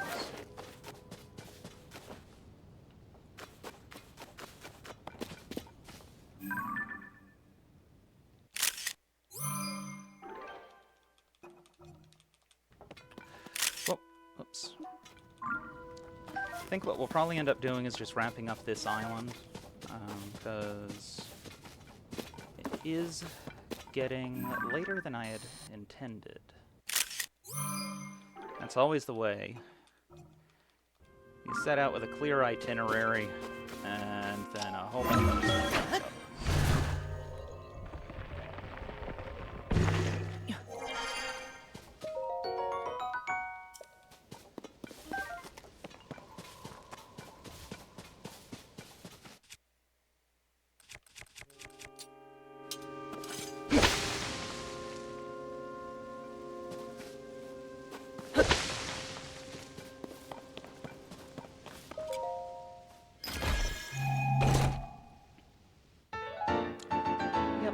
As I thought. That means we only need one more, and then as soon as we get Tulin, then we'll be able to upgrade him. That's actually kind of funny.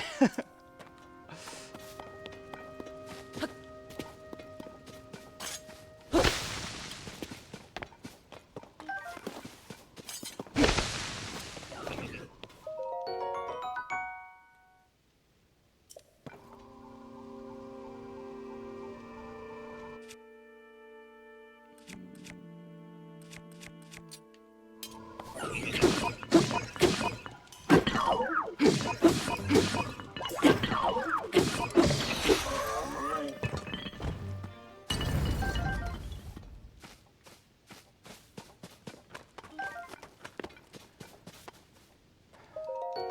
as many charges as we can, because I'm going to need so many of those.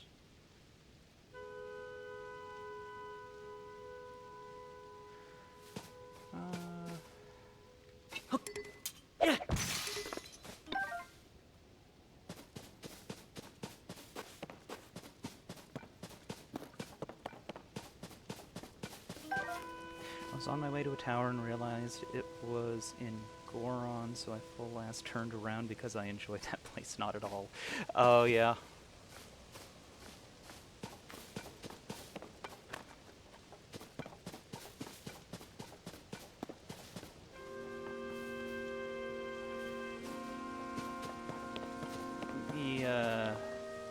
Ooh, Stamilla over there.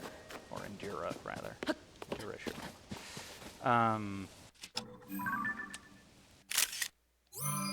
At least the Goron area in this game is not as challenging because of the whole region having cooled off, so most of it isn't on fire anymore. But yeah, that's sort of where I am at the moment.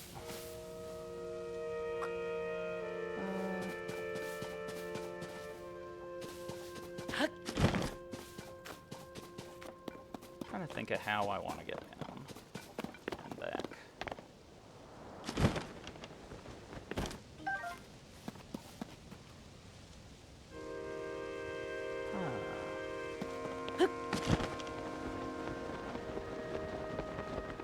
Looks like we got some cubes over here.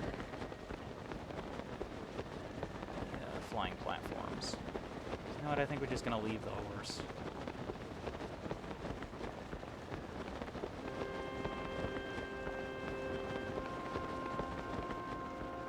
And then from here, I think we can just get right over to that island.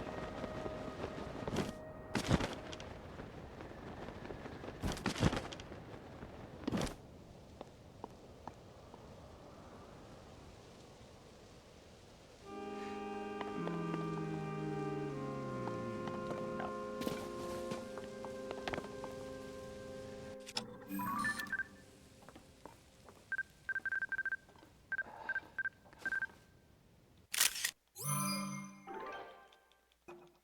Yeah.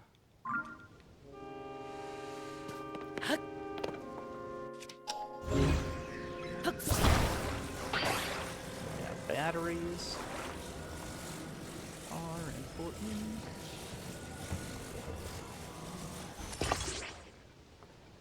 Because I basically...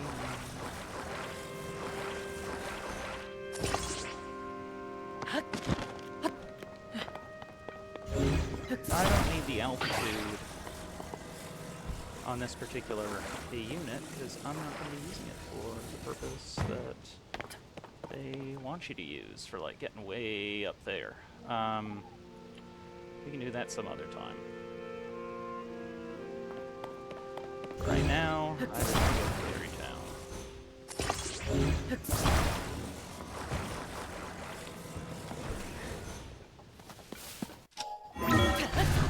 And this will help me do that.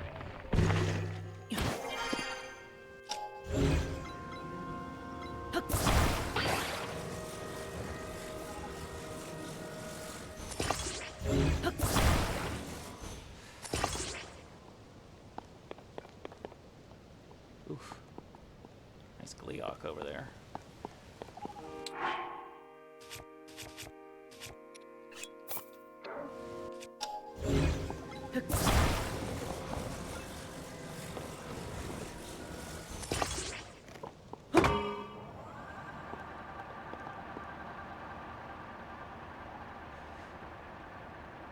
Oh my effing gods, I'm so mad at myself. What did you do?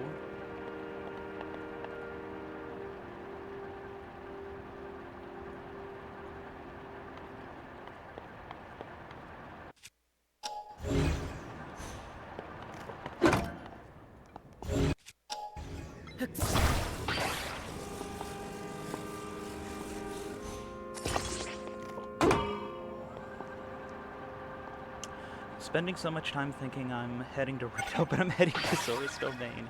Yeah.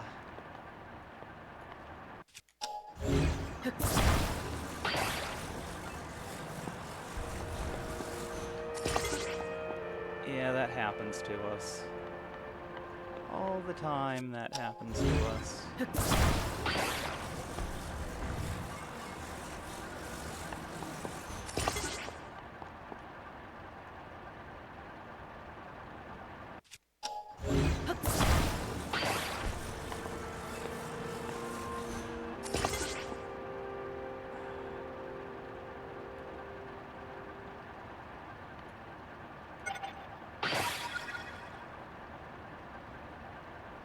I forgot Rito is on the other side of the map. Yeah, Rito Village is in the northwest. Yep, see, this was what I was talking about with the horizontal.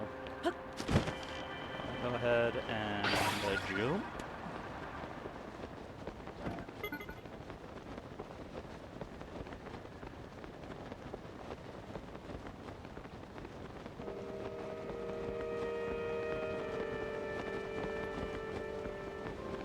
Actually, you know what? We want to head for this one. I was heading to the wrong one.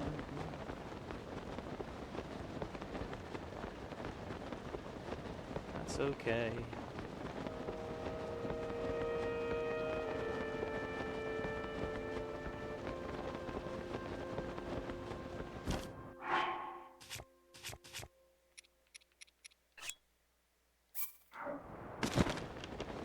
I had to drop the glider there in order to imbibe the potion. I am not allowed to consume potions when Link's hands are preoccupied.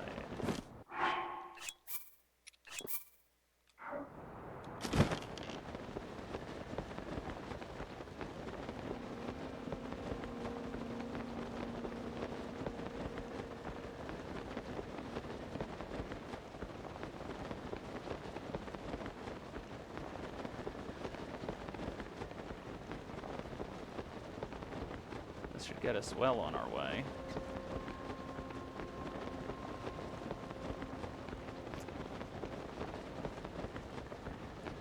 And I think I'll actually stop at the stable over here, because then I can get our horse.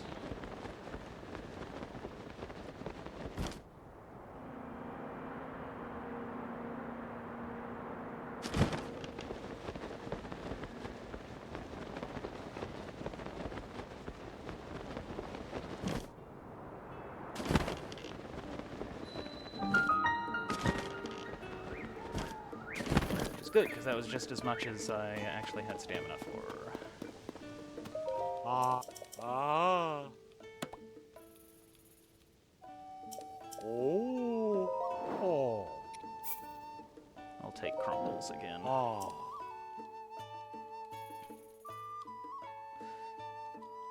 Now what I'm going to do, actually, just because of... Ah. Take that off.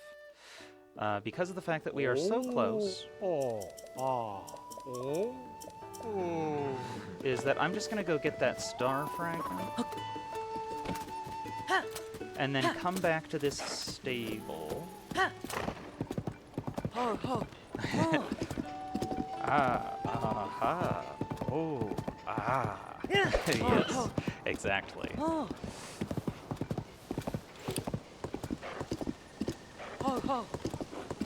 Yeah, I'll just go get that star fragment and then return to the stable, and we'll call that good.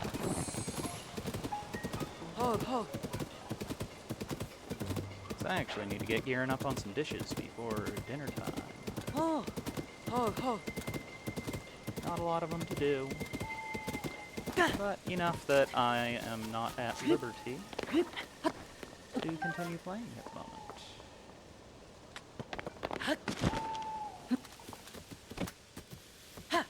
But things are about to get very interesting. 'Cause once I've got control sticks, I can do so much more. Yeah. Oh. Oh, oh. Ha. But there were a few things that I wanted to do Oh, back at the yeah. stable. I always like to get Oh, oh. Oh. the shrine Ha. and the Oh, well, oh. Oh, oh. plus looting a place. 'Cause more raw materials is always nice.